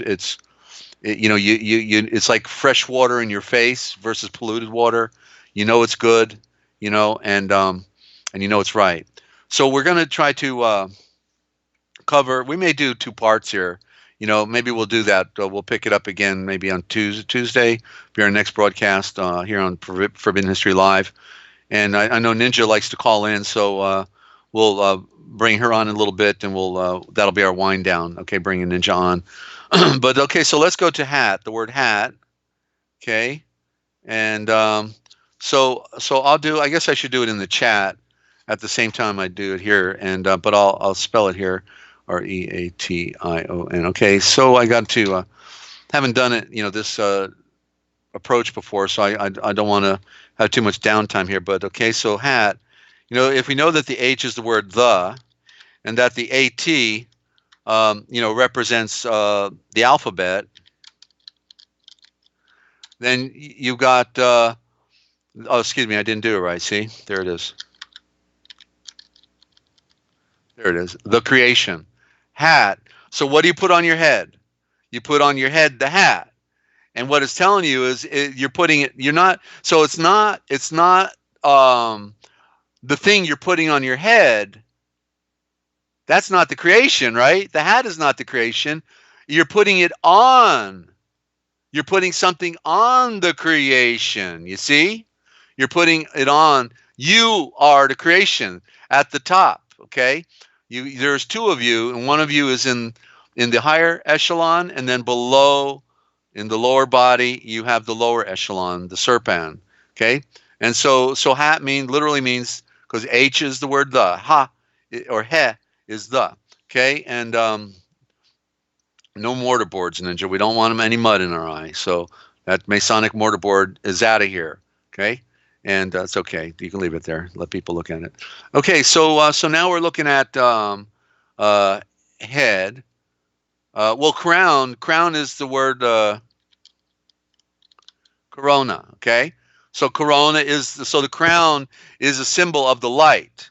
Okay, you put on a crown, you got the symbol of light, the corona. And the Quran, we also, that's what they imply with the word Quran, because we know they don't have any light.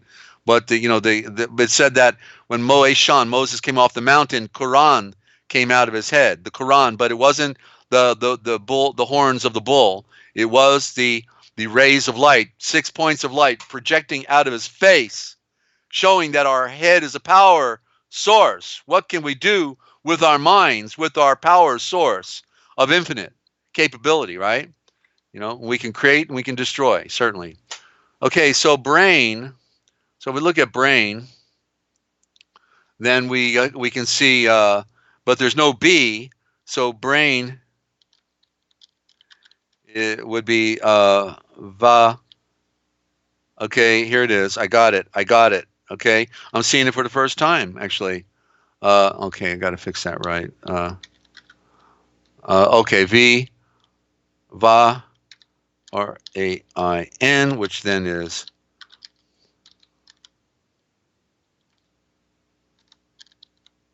this is a good one. Okay, brain is Vavrain. It's an abbreviation and a corruption, and so your brain is literally the Va-rain, and it means the star rain, right? The star rain. Why? Because we can rule. We can be sovereign with the sovereign. The sovereign is ruling from the throne of the sun. He rules all things. He is all things. Everything is a product of light. So no matter what condition we're in, we are subject to the sovereign of light, the great spirit. And so Bahrain, brain, is Vahrain or Vrain, and it is the star rain. Okay, and so rain, you can see, has a double meaning, right? Because when we think of rain, we think of the rain that pours down and waters the ground, but it also means to rule. So the one who provides us the rain is the one who's ruling, right? And it's the process of regeneration and cycle. So Varain, wow, okay, R-A-I-N is then star rain. Okay, and so let's do another word. So face, F-A-C-E, is correctly fascia. Let me type that in there.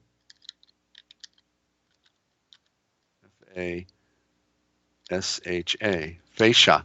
Okay, and so the fascia is, in other words, on a house, when you build a roof, the very end of the rafters, when you put that, that outside board on those rafters, where you hang your gutter, before you hang your gutter, that's called the fascia board.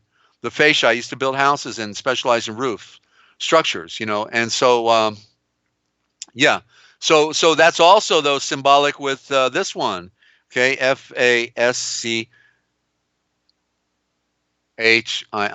okay, fasciae. So the fasciae, I may have spelled that wrong, that's a difficult word to spell, but fasciae, okay, and that's the symbol of fascism, and so it means the power of the sun.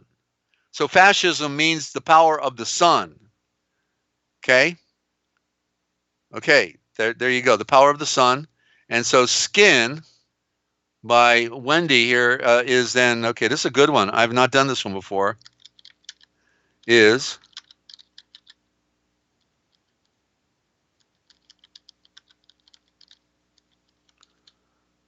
the serpent within. I have two T's by mistake, okay? The skin. Remember, they abbreviate the words, and so skin and the K is perhaps a corruption. These are what's on the surface. In other words, I'm revealing what is on the surface here. Remember, we're supposed to shed our skin, and the serpent, sheds his skin, right? And that's why we do the circumcision on the men, because we're being told that we're supposed to shed the flesh. The flesh is the illusion. And so it's the serpent within. Within what? The skin. The serpent is hiding within the skin, so it also has to do with the ego, okay? And I got to write this one down, okay? The serpent within. You can see how losing my voice here. Ninja, if you want to call in, you're welcome to call in, okay? Because I'm winding down. We're going to have to do a part 2 on this. I probably went a little too long at the beginning, but we had to take care of business on a few issues, and but we're working our way through. Okay, so anything else dealing with the head, the upper region, so we can talk about the eyes. Okay, but you don't have any eyes, actually, because they lied to you about that as well. It's correctly A's, right? And so the A, correctly then for the A, is the beginning. Okay, that's the beginning of the alphabet. Okay, 5 minutes on Ninja. Okay, and so so you don't have any I's. You have the A's, and the A is the first letter of the alphabet, and it represents the sun, where everything started. That a certain group of people want to deny, and so the A is the projection of light that comes down. And so what it implies, since your eyes are called the A's, yellow, the Y is for the yellow. Since your eyes are called the A's, it means they are number one. They are the most important. They are the most important element within your creation, within your makeup, right? Because you have to see. You can go without being able to talk. You can go without being able to hear, because you can still see, right? And that's a good way to put it, Wendy. They are the windows to our world. The eyes are the windows to our world. If you don't have the ability to look out, right? Look out, because you can't see anything. And so people are walking around today with their eyes closed, and they can't interpret anything because they've left off the author. They have no connection with the author, and therefore they're trying to figure things out and to debate and to define things without the author of all things. The one who made all things is the one who reveals all things. You see? And so windows, that's a good one. And that's the A's. Okay? So let's talk about the tongue. Okay, let's do this one. Tongue.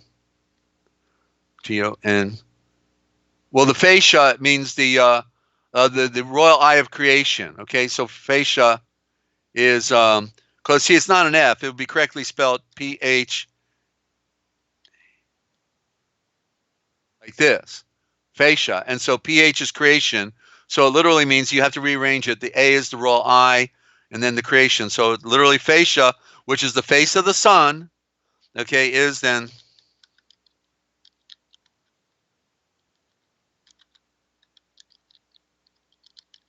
the royal eye of creation, okay?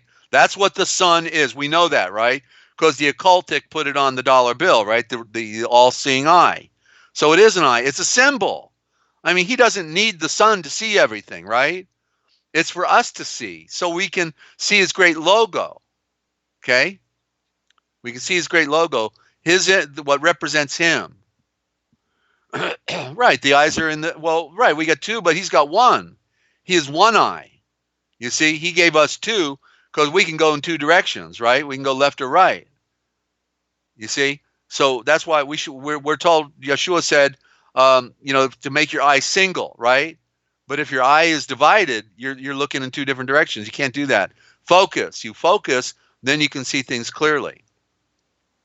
That's just telling us a story. So the tongue is That's a real code word. It's really, okay, it's tone key. And so what is the tone key that you speak with? What dialect would be another way of saying it. What dialect do you speak, right? Your tone key. So, of course, if we say language, then we're way off the mark, because that's langrage, and that's what they put out in a cannon to shoot at the other ship on a surprise attack, so they can't lower their sails and their riggings. Well, hold your tone key, right? Hold your tongue. The serpent. The tongue is a serpent. Isn't that what wasn't it Paul that said the tongue is a serpent, even with poison under it? Right? So it's a serpent, and it's tone key. Okay, and so okay. So we can do the nose, N-O-S-E, and nose. Of course, that's a important one. It's where we get gnosis, right? For what was breathed into the nose? The gnosis. That's why it's called the nose. The nose. Again, the word nose is a corruption. We don't know what the original is. I could do some homework on that on the Indo-Germanic, but on the surface, it's strictly gnosis. But gnosis is a corruption, and it would be more like this in the original: K, K-H-A-Y, N-O-V-A-S-H, H-S-H-A. Okay, it'd be like K-Novesha. K-Novesha, maybe, the closest we can get to the Indo-Germanic or the original. K-Novesha. Okay, K-Novesha. And that is the knowledge that was breathed into us from the star, from the royal eye. Okay, the fiery keys of the royal eye is what it implies in the primitive roots of K-Novesha. You can see the word right in there is for volcano, right? So the volcano is an eye, and the Kano is the key, the word key, and it means the key knowledge of a star, of a royal eye. All of these elements are in there in the prime roots. Okay, so that's a good one. K-H-A-Y-N-O-V-A-S-H-A. Okay, and this is how you can back engineer these Aishavours, ladies and gentlemen. Nova is a new star, and that's what Noah was actually is actually correctly Nova. You see, and why? Because he was ushering in the beginning of a new age, just like when we talked about the Twin Towers coming down, and then the phoenix rose. Right, the phoenix is the feathered serpent, or the erection, the phallus, right, of their new age, their number one age now. A star, AV, which was all over the building, the A and the V, for a new star. And so Nova is ushering in a new age after the flood. So we see nothing new under the sun, right? It's another version of the other version. Nova is a new star, and what they ushered in when the Twin Towers came down was a new building, and the building represents the AV for the star. You see? And you see AV right there. Avon, what is Nova backwards? Avon, right? Ding dong. Avon calling. We want to make you a new star. Would you like to be a new star today? Okay, that's what they're telling you. Okay, ding dong. All right, so continuing here. Are we having fun yet? You didn't get this anywhere else. Okay. Okay, so chin is a good one. I'm waiting for you to save me, Ninja, because I'm winding down, and we're gonna have to do part 2. We'll start early next time when I'm fresh. This is our primer, okay, and we're gonna cover from head to toe all the different parts of the body. So chin is kin. So what does the grandmother do? The little grandbabies come to visit grandma, and she grabs them by the chin, right? And that's her kin. You see, so it's like the handle of the kin, and that's as close as I can get to it. Okay, that's all I get out of that. But chin, we see a little bit of the word cane there, but I'm not sure, if that's Actually, it is the prime root of Cain. Maybe because he fell on his chin. Maybe, something to do with that. I don't know. Um, chin up. Well, you got to keep your chin up, right? Of course. I guess Cain let his chin down, and that's the problem. Was the problem with him, Okay, but anyway, that's chin is kin. And then what about cheek? Cheek is you're gonna like this one, okay? Cheek is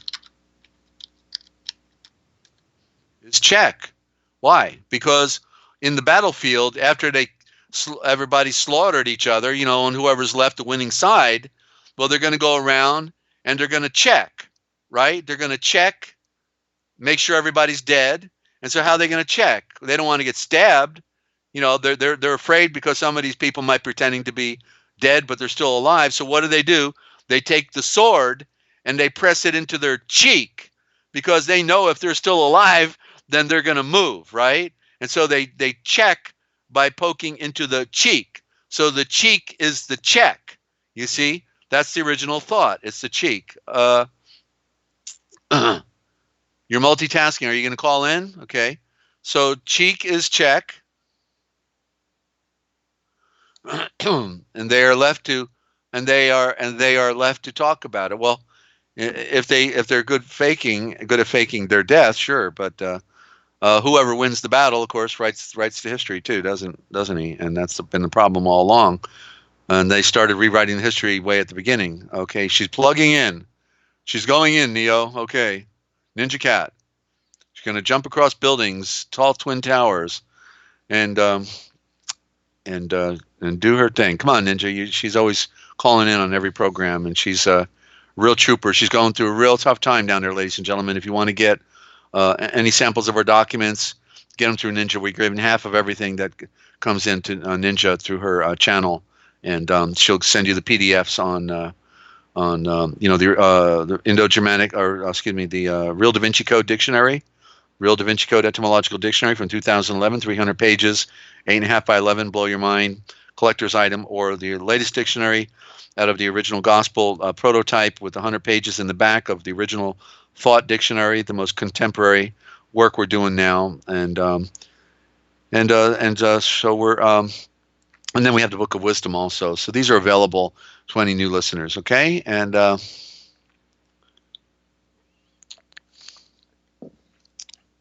I know I get long-winded, but we're to realpublicradio.net. We don't get paid to do this. We do it as on a mission of love, ladies and gentlemen.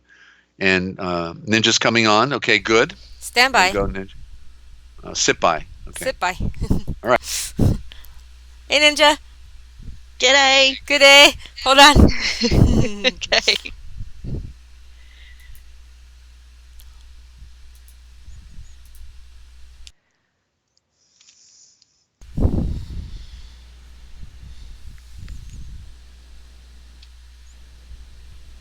No, I don't think they heard me saying it was all a code. I'm talking to myself. But now we've got Ninja Cat 111 on the other side of the earth. You're looking down, and I'm looking up, Ninja, right? I'm looking up and you're looking down. Desert. Well, our feet are touching anyway, right? Yeah, that's a good thing. Thank you. Right. Yeah. Right. It makes me feel not so isolated. Really, when you think about it, it's crazy that we're each pointed in different directions while we're talking to each other, right? In split second. Yeah. It boggles the mind. It boggles the mind. It is boggling. That's right. Yes, boggling. I like that word. Can we decode it? Is that a game? Boggles? That'd be a good game. Yes. Right. Oh, word game. It's a word game. Yeah, we're playing. What is that? The game we're playing? Boggles? Yeah, it's a word game. We used to take it camping. I never heard of it. What are you talking about? Boggle, a word game. It's a word game? It's a word game. Wow, and I just made it up. Look at that. Nothing new under the sun. You see? Boggles. Yeah, you have like I can't remember how many, but several dice in a little plastic dome, and you push on the dome and it makes all the dice jump around, and whatever they land on, like all the letters in there, whatever they land on, you have to make as many words out of in a certain amount of time. Yeah, boggle.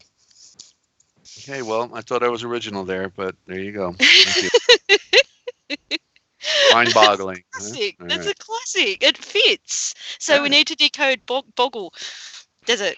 Yeah. Well, Yeah. we'll call it Indo-boggle. There you go. Wow. All right.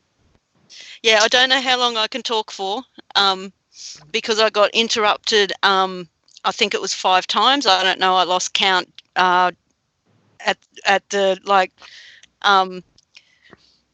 By the warden? yeah, this morning, at the crack of dawn. Yeah, yeah. And when I finally, I pretended to be asleep the whole time, and it kind of worked, but the warden kept coming back, and then I got another couple of hours, and when I got up, everything was forgotten. Yeah, so. Yeah, and I was joking when I said the warden. I'm trying to put a happy face on Ninja's situation, taking care of her mom, and her mom is not coherent anymore, and so Ninja is working full time with no break, and literally wearing down. And we're hoping to get her relocated. She needs some support. Anyone that wants to get these documents I just mentioned, any size donation, and tell her which one you want, and she'll get you a copy of any of the document. If you don't have the funny money, just let her know, okay, and we'll get it to you. Yeah, we'll get it to you anyway. It's that important. Yeah.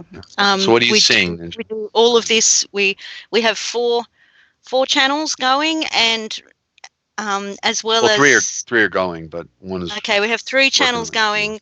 We have one getting ready to go, and we have your archives, the Forbidden History series as well. And all of this is done with no funding. So I just wanted everyone to know that we're doing this because we love it. We have a very important message to share that is true, and yeah, that's it. Basically, we're working by love gifts. If people want to support it, they can. We want to publish the lost writings and our the scriptures and the dictionaries. We produced a dictionary with a translation project. It's called the original thought transliteration project. The original thought, okay, and it's based on the Indo-Germanic mother tongue, which is the original Aramaic. It's not the pseudo-Hebrew today, which is really Yiddish, nor the Greek that they switched out from the original Greek. All under control of man and priesthood and the unseen hand. We go back to that which is first. That which is first is superior, and that which is first is original, and it's imperative in order to unravel this great mystery. Okay, that's what we're doing. We're spilling the beans like nobody else on the planet. I already know what's out there, and nobody's even getting close to it. So if you're getting a little close, they've got an idea. Yeah, but they don't get the full picture. They know the problem, but they don't have the root forms based on the Indo-Germanic, Yeah. I just wanted to say g'day to everybody in the chat. I love you guys so much. You are my lifeline. Desert, you are my lifeline. And Eugenie and Lynn and everyone. I just wanted to say that. Yeah. Right. And Wendy's saying you are wonderful. I guess she's talking to you, not me, but that's okay. No, she's talking to you, not me. No, she's talking to you. No. And you're wonderful. Well, she's got 3 hearts there. Maybe she's saying no. That was 2. I was cross-eyed. Look, I'm losing my vision. Jeez. Yeah, I saw 3 hearts there, and then I went to 2.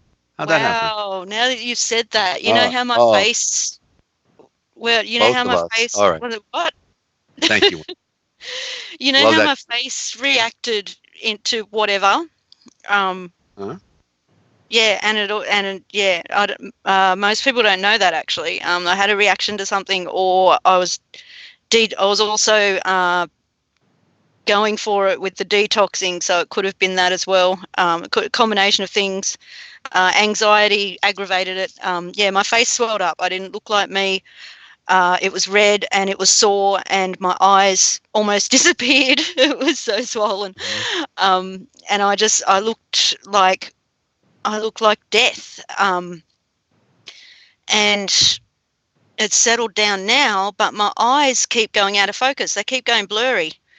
Yeah, yeah, Right. they do. Well, talking about that, and she's that's stress. That's what stress will do to you as well, and not eating right and all those other things have effect on that. But let's talk. We want to. Did you want to? Where'd you want to go with this? Because I just want to mention. All right, but I want to mention that I should define the word écheveau real quick, because écheveau means the center of the royal eye, and that's what you see what we're doing here, right? With these different terms of our body, that the royal eye is at the center, and so when we focus on the original thought, we find out that what we're being called in our physical makeup has bearing on some logical aspect. In other words, we call what we call the elbow, right? Well, the elbow. Notice that if you pull your arm straight and then pull it up a little bit, you create a bow, right? It's bowed, right? Yeah. The L for the letter L. If you do 90 degrees away from your forearm, or your forearm goes straight up in the air, if we talk about, here's it sounds so scientific, you never want varicose veins, right? You know about varicose veins, right? Yes. Okay. But listen to the word. What's happening? You can see the vein through the skin, right? So it's not really varicose veins. They're really very close veins. Wow. Very close to the surface. See? So you just changed a little vowel there, or a little consonant, right? Yeah. And it sounds scientific, but it's not. It's not. No. Yeah. Wow. I was seeing so much. And I think that's why, again, I know I've said this before, but for people that are new to the real truth, you won't hear this anywhere else. And I'm going through a transformation, and I'm trying to share it so that people can see and know what they're going through is a transformation, and it's the way to it's the way home. Anyway, I was veering off there. Yesterday, my struggle hit the extreme again. It's still just as bad today, but I feel like I've gone. I've got to the end of another little step, and just this program today, just what it like. I can't explain it, Desert. Like, I'm seeing so much more, and I'm connecting so much more. And yesterday I was a complete mess, and that's how it works. Just when you think you can't handle anymore, the struggle doesn't necessarily get easier, but you get stronger because you got through it. You got through another day. Absolutely. Yeah. Does that make sense? Am I explaining it right? And day backwards, it's an anagram, is yud. So you made a point. You made another point that day. The yud is the dot, right? Day backwards. Mm-hmm. Wow. Yeah, the dot is the day, and it's a yud, and it's a dot. For Yutha, of course, original is Yutha. Yutha for, because a star never gets old. It just keeps on ticking. It's the ultimate copper top battery. It just keeps on going and it never slows down. And that's an amazing example of our creation. How a star just keeps on going and creates all of this. Everything we see came out of the sun, came out of the light. That is denied by a certain group of people, and it's tragic. That they can't put things back in order. And see it. We can't convince anybody of anything. Everybody has to see and read things for themselves. That's what behold means. You must see and read it for yourself. That's original thought. Behold is a code, and they didn't want you to know that it meant you can see and read it for yourself. So they say, behold, behold. And like you go to work and say, hey, boss, behold this. No, you don't say behold to anybody, because it's a non-word. It's a code. Just like gospel is go spell. They're laughing in the Vatican. They'll never get it. There's those stupid slaves, And so the whole idea, the whole racket is to keep us stupid and to keep deceiving us with nonsense. And that's the objective. That's what you do with slaves. You don't set them free. You enslave them. Yeah. Yeah. So can I bring up a couple of things that I saw?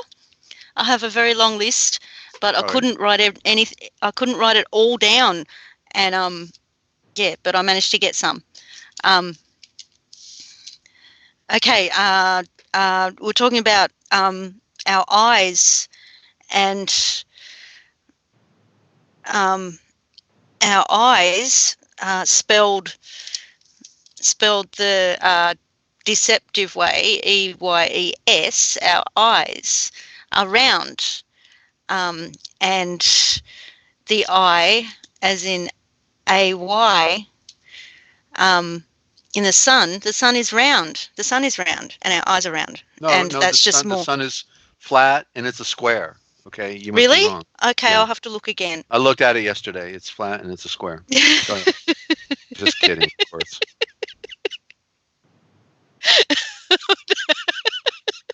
Sorry, That's I right. need to giggle. And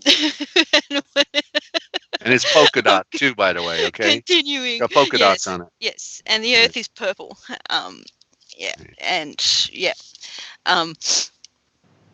Okay, and continuing on from that thought, when they say like with the I am with that, the I there is also the shape of a pillar, an obelisk. And I'm You mean just the letter seeing I, the capital letter I? yeah, I'm just seeing so much, like with the duality and how they've done it, and Right. Okay. Wow. Okay. But to just take another thought on that, because what my claim is that they took out the sacred name of Yahweh. Right? Yeah. I am the one Yahweh who you claim to be, Pharaoh. Right. So I'm representing the one who you claim to be, and you're not. You're not obviously representing him because of what you're doing. And let my people go. But the point is, let's ask the question: did the occultic priesthood remove the sacred name?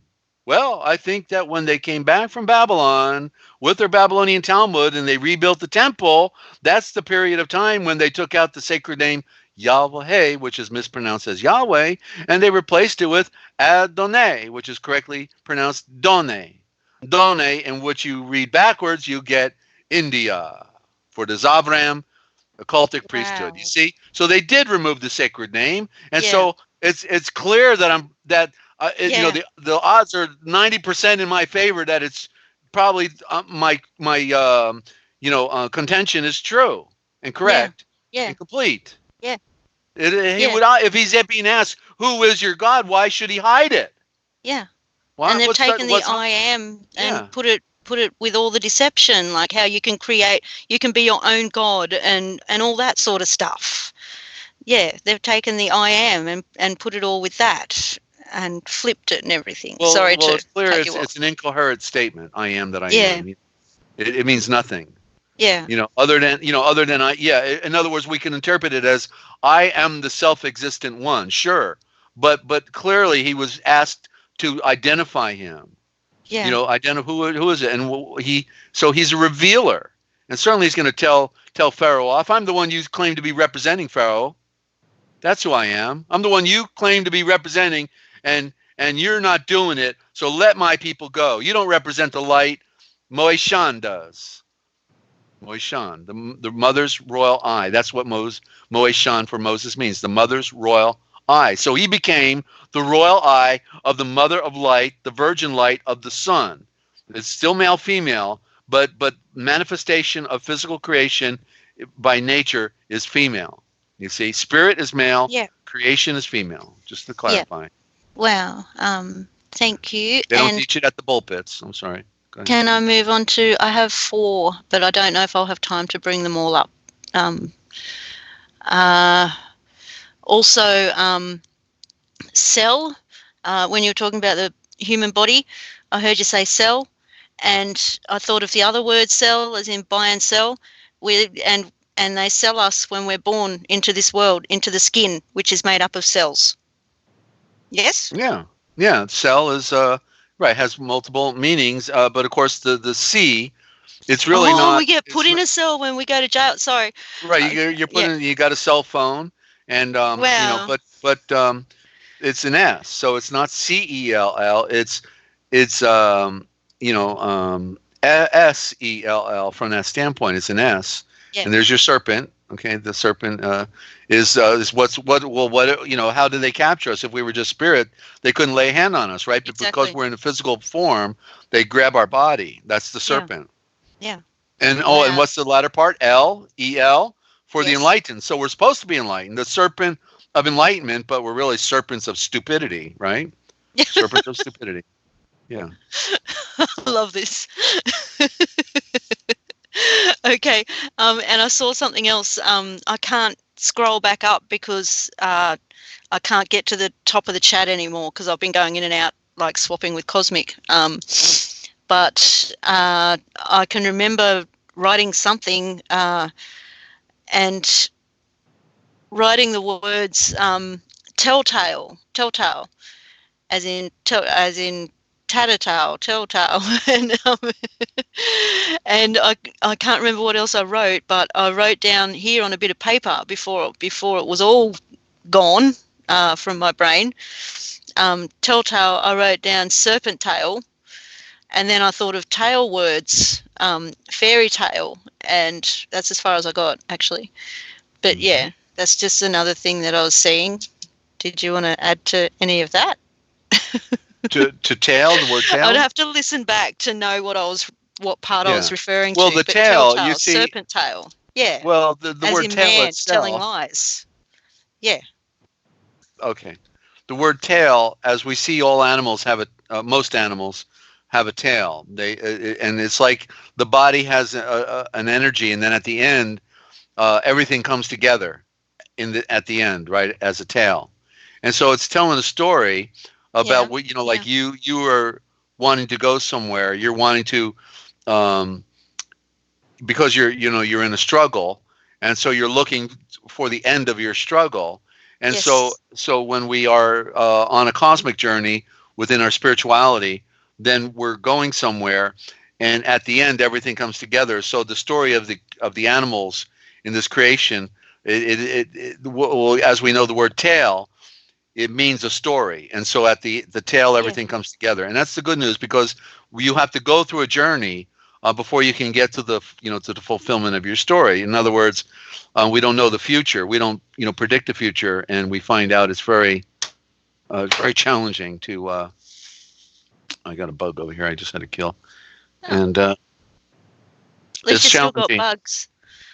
Well, I normally don't around here, but most of them have died on the planet now, so it's very rare to see one anymore. But so it's the tail, and then the tally. You see, the word tally is in tail, because tally means you're adding everything up. You're counting, the cost of everything. You're counting, that's another aspect of that. So that's what you find in tail. Did I miss the point on your point? Because I don't know if I. No, I love the way you add to it. Like I'm still seeing.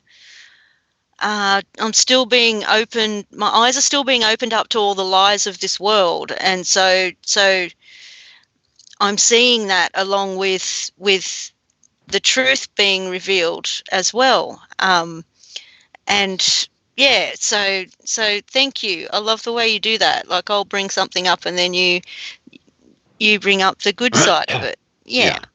Right. Thank you. Well, we're dealing with symbols, and we're dealing with ideas, and so we have to. The Ace of Wars, the words are elusive. They're in other words, as one of my statements goes, that words are not supposed to control you. You're supposed to control the words. Okay. And okay. And good night, Wendy. Thank you for stopping by. Okay. Great to have you. And you got a pretty long neck there. That's quite a giraffe. And love giraffes. Yeah, giraffes are cool. Yeah. So anyway, please continue. Okay, one more. I just want to quickly say,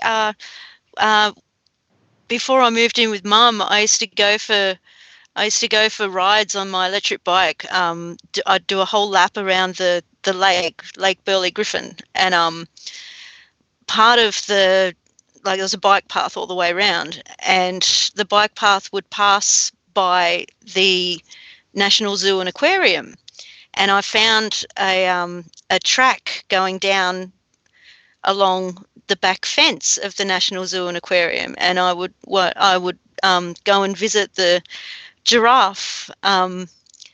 Every time I went past there, I made a friend, the giraffe. Ah. I would stop at the back fence and it would walk over and say hello, and they're huge and they've got such beautiful eyes. Oh, yeah. And yeah, I think they got beautiful lips, actually. Yeah. Just, I mean, you know, And yeah, it was they're beautiful all the way around. I just can't get over it, you know. It was just a beautiful experience. yeah. So tall. Yeah. And yeah. So I just had to share that.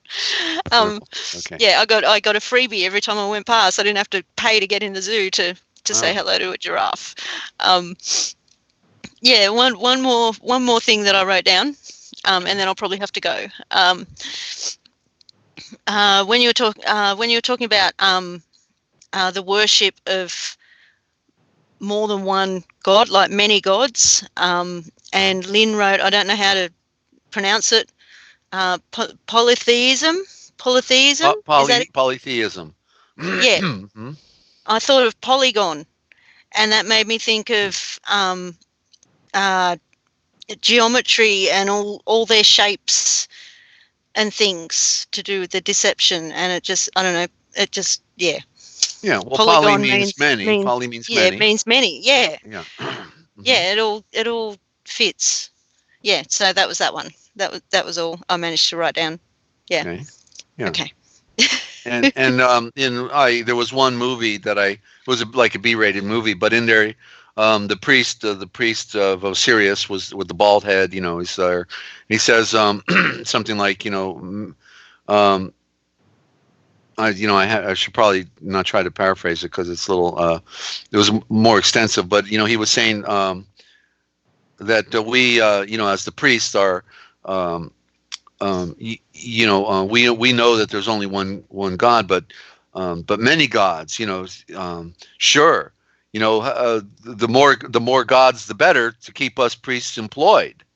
But there is only one God, so they were acknowledging it in this movie. They used, that's how they speak subliminally to their occult world. To let them know, what's going on and how the game is played. But most people don't, put two and two together.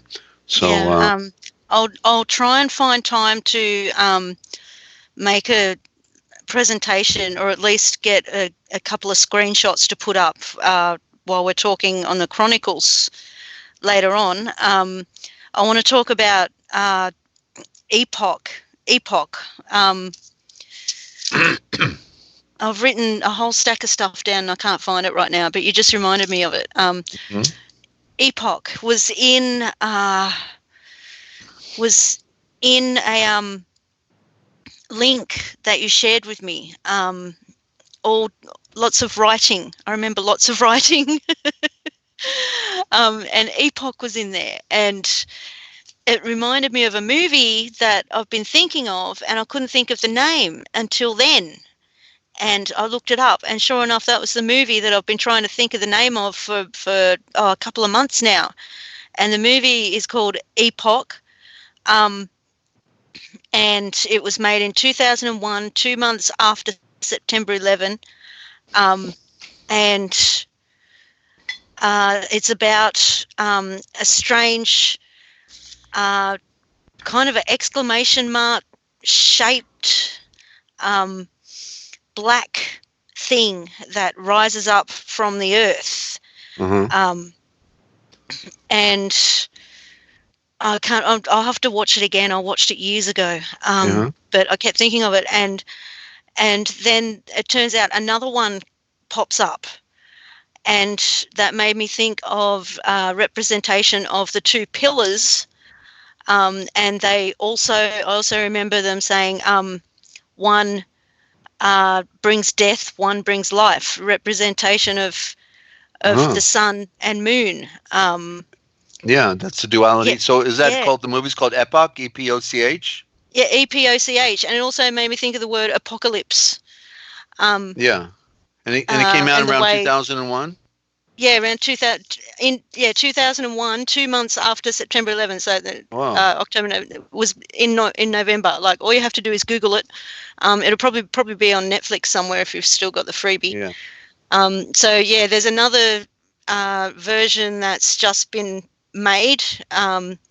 I don't know anything about that one. I don't know if it's the same storyline or anything, but this one was Epoch, made in 2001. Okay. And I think it's also got the word evolution, maybe as kind of a like part of the title, but not really, if you know what I mean. Yeah, so Epoch, 2001 movie. Yeah. Yeah, well, I'll check it out. Thank you for that tip. No worries. No, I'm not. Okay. Okay. You didn't say I'm not worried. I love the tone you have when you say I'm not worried. Oh, okay. I can't. Well, do you it can, right now. if you flip over to M and throw out the R, or you can say no Marys either too. So, never mind. It's getting late. All right. Anything else? I don't think so. Not for now. No Marys? No more Marys? Okay. No, I can't say that. No worries, no Marys. It's like, worries. stuck in between here and there and everywhere. It's really it's a tragic world. We're putting a happy face on a lot of struggle here, ladies and gentlemen, and we are trying to make lemonade out of lemons, and that's what we do. Loving it. Yeah. At the same time, she's putting on the good face right now, but she's really struggling at the same time, and we all are in different ways. We're all targeted by all of us, meaning all of us are targeted by this occultic, psychopathic clique that is having a party while the Titanic sinks. While the world goes down, they're gonna just ramp it up, and then they're gonna come out of underground with all their fake alien, Vimanas, falsely called UFOs. They're all identified. It's a world federation, one world federation, and they control the narratives, so it's just a little pocket. There's your epoch. It's an FP pocket that it comes out of, and so so you heard it here. You hear things here that you're not going to hear anywhere else. And there's a lot of good people out there trying to define everything, but they're doing it without the author, or while they're claiming the author, they're really not surrendered to the author. And if you're not surrendered to the author, well, he says that even if you wanted to know him, you could not know him unless he was willing to reveal himself to you. You see? Yeah. So it's a mystery. And until somebody finally puts it together that they have to separate from the dark nature of this world, stop being a liar, stop being a deceiver, stop being a hypocrite, put on the true light, and surrender, give up your life, because you're not in control, because you didn't make your own life, you didn't bring yourself here, you were put here, so you can't be in control. All you can do is surrender, and surrender to the light. Okay, soul render means to surrender to the light, to the light of the sun, to the light of the great Father of light, and the Spirit, because there is no control is a con, because you can't be in control, because you can't keep your soul alive. You're going down, whether you like it or not. The earth is going down. So the only thing we have left is to pull it together. That's all. And that's the whole point of the struggle. We're being pushed towards Yeshua, towards the light. My old saying is the fire is good, because if we didn't have this psychopathic world confronting us, we might just want to go fishing or just lay in the sun all day or something else, but we know that we have to pull this thing together. And Made in Texas, good to have you. I spent over 20 years in Texas, and part of it in the armpit, the Houston area on the Galveston Bay, but Texas has some beautiful country. It takes a full day, 24 hours, to get from Beaumont over to El Paso. It's quite a drive. So I hope you're telling your friends about the broadcast, and hope you're Well, we have a lot of struggle out there. Most of our friends that listen in have their own story and their own struggle they're going through. So we're going to make lemonade out of lemons. Ninja, we're going to continue on. And so you're good. So we're we covered everything for now. Yeah, we've covered everything for now, and I'll put Epoch in Skype, in the Skype chat, to remind you to check it out. Because Well, I got I a think 3x5 card. I just wrote it down already. You wrote it down? Okay. Yeah, and don't forget, think of any words for Echavores for, talking about the parts of the body, because we can pick it up also tomorrow at 11 a.m. Eastern Time on Ninja Cat 111. We can do a few there too as well, if you have any more. Okay. And okay. Yeah, because it's a big. We have a lot of parts of our body, so it's going to take a while to get through. Yeah. Yeah. Absolutely. How'd you like the one on the Phoenix? Right. That was great. Yeah. You saw that I did eventually type it in there. You did, didn't you? You did. I didn't notice it. No. I got the AV just before you typed it in. The implication, though, of course, in lovemaking is that we're flying, right? It's the metaphor of flying, and so it's the phoenix. It's the bird, and so that. But they didn't want us to know that, so they take out a few letters, and then we end up with that puny word, that I hate. So, but anyway, it's a male thing, probably. Yeah. Yeah. But wow. Well, and lol. Our world is mixed up. Let's good time to say goodnight, everybody. And so Ninja, thank you for your time, and always for contributing to the broadcast, and you're definitely making connections. It's a lot of fun to see other people getting it now. The light bulb's going on, not going off. Yeah, so, it's beautiful. It's beautiful. The more we connect, the more we see, the more that opens up.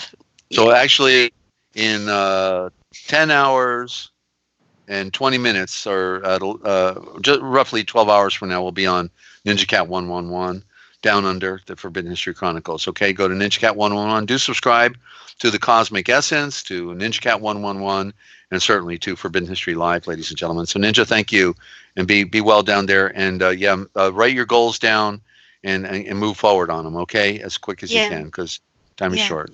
Yeah. Thank you. Right. Thank you. Love you always. Love you. Okay. Love you guys in the chat. I have to hang up. Yeah. I always forget that. All right. See ya. Thank you. Okay, we're going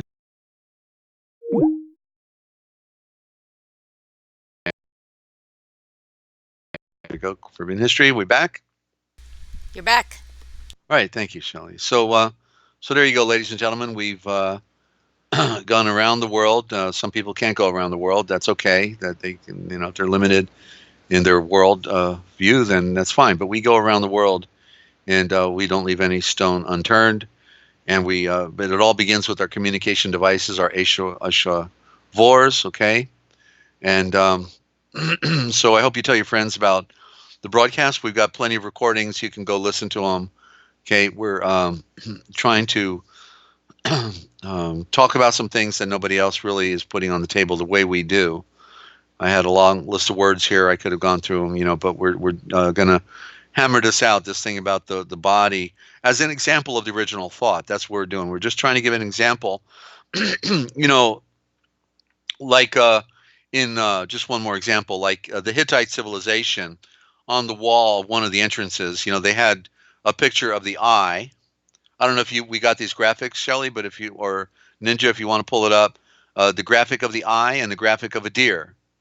Okay, if we got those, the deer with the antlers, and what we get from that, because when you go hunting, you're looking, right? You're looking, and so and when you score, then you got the game. You got the game, the big game. It's interesting they call it a game, isn't it? Because it is like a game, right? Going after the animals, right? You're out there, you're hunting, and you're hoping you win, right? And so there's the word game. And that's why they call the animals the game. But the eye, and for looking, and the deer as the part that you're looking for, then all of a sudden it comes from a one thought to another idea, and that's where the word idea comes from. Idea is the eye in the deer, And so that's how the Indo-Germanic works. It's not so deep. It's not so deep that you can't get it. Ninja's getting it. Shelley's getting it. Others have gotten it. Lynn gets it as well. So you when you listen in long enough and you start realizing what's going on, it's a shell game. It's a racket. It's a priesthood. It's a magician's trick. You see. The spell that they put us under is not a real power. It is a psychological power, but it's not a real magical or supernatural power. It's a game that they played on us. They've taken control of our scriptures. We have no originals. They retranslated from the originals and they destroyed the originals. So what we have to do is we have to be as good at the game as they are in interpreting these Shavors. We have to put our thinking cap on. We have to see and read things for ourselves. We have to see things as we've never seen them before. We have to consider the things that we have not considered. We have to read our words backwards. We have to learn the secret vowels like the R and the L and the H in particular, okay? There is so much going on in the game. And unless you're willing to play their game, then you are already a loser. You are already a loser. You're already lost because we got people quoting scripture and they have no idea what they're saying. They don't mean what they say when they say what they mean because they don't know what they're saying and what it means. I believe. I believe in Jesus. I give little credit to that pig snout. That's what you just said when you believe in Jesus. Jesus. Jesus means you pig snout. Okay? Believe means to give little credit to something. Or how about calling him Yeshua? Yeshua. Yeshuah. Okay. Oh, you mean out of the Babylonian Talmud, which means may his name be blotted out forever. Okay. Or maybe you like Christ, the word Christ, which is Krishna. Okay. So you pig snout Krishna. Okay. Now we know who the pig snout is. Or if you spell Christ backwards with the anagram, you got strict. Okay. Or they didn't like Yahweh, mispronounced as Yahweh, so they gave us Adonai, which is the bloodthirsty Phoenician god that demands blood and sacrifice. Well, that's what they did in between the Twin Towers, or the two columns, excuse me. Murdering throughout all the ages. How many?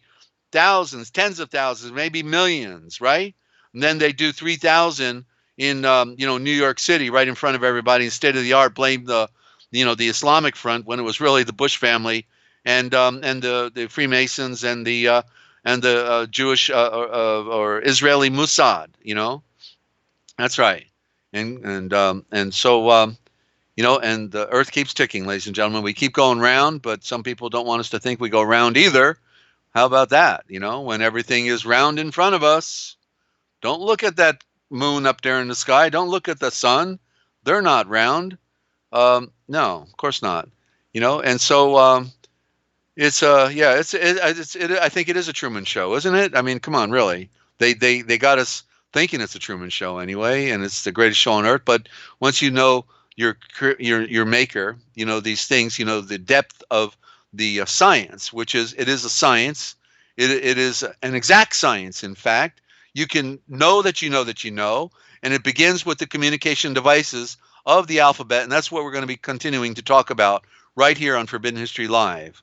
What they didn't want you to know, that we tell right here. I'm Dezert-Owl. Thank you for tuning in, and just come on back, okay? Breathe deep, but not too deep, because the aluminum and barium and the other garbage they've put in our air makes us now not to want to breathe deep, because no matter how you look at it, we're going down, ladies and gentlemen. So come on back. Look for us tomorrow, less than 12 hours on Ninja Cat 111, and we'll play it again because we got nothing else to do, ladies and gentlemen. They took it all from us. So thank you for tuning in. Do tell your friends, won't you? And be safe out there. All right, we'll see you. Starry, starry night, paint your palette blue and gray. Look out on a summer's day with eyes that know the darkness in my soul, shadows on the hills, sketch the trees and the daffodils, catch the breeze and the winter chills in colors on the snowy linen land. Now I understand what you tried to say to me, and how you suffered for your sanity, and how you tried to set them free. They would not listen, they did not know how. Perhaps they'll listen now. Starry, starry night, flaming flowers that brightly blaze, swirling clouds in violet haze, reflect in Vincent's eyes of china blue, colors changing hue. Morning fields of amber grain, weathered faces lined in pain, are soothed beneath the artist's loving hand. Now I understand what you tried to say to me, and how you suffered for your sanity, and how you tried to set them free. They would not listen, they did not know how. Perhaps they'll listen now, for they could not love you, but still your love was true. And when no hope was left inside on that starry, starry night, you took your life as lovers often do. But I could have told you, Vincent, this world was never meant for one as beautiful as you. Starry, starry night, portraits hung in empty halls, frameless heads on nameless walls, with eyes that watch the world and can't forget, like the strangers that you've met, the ragged men in ragged clothes, a silver thorn, a bloody rose, lie crushed and broken on the virgin snow. Now I think I know what you tried to say to me, and how you suffered for your sanity, and how you tried to set them free. They would not listen, they're not listening still. Perhaps they never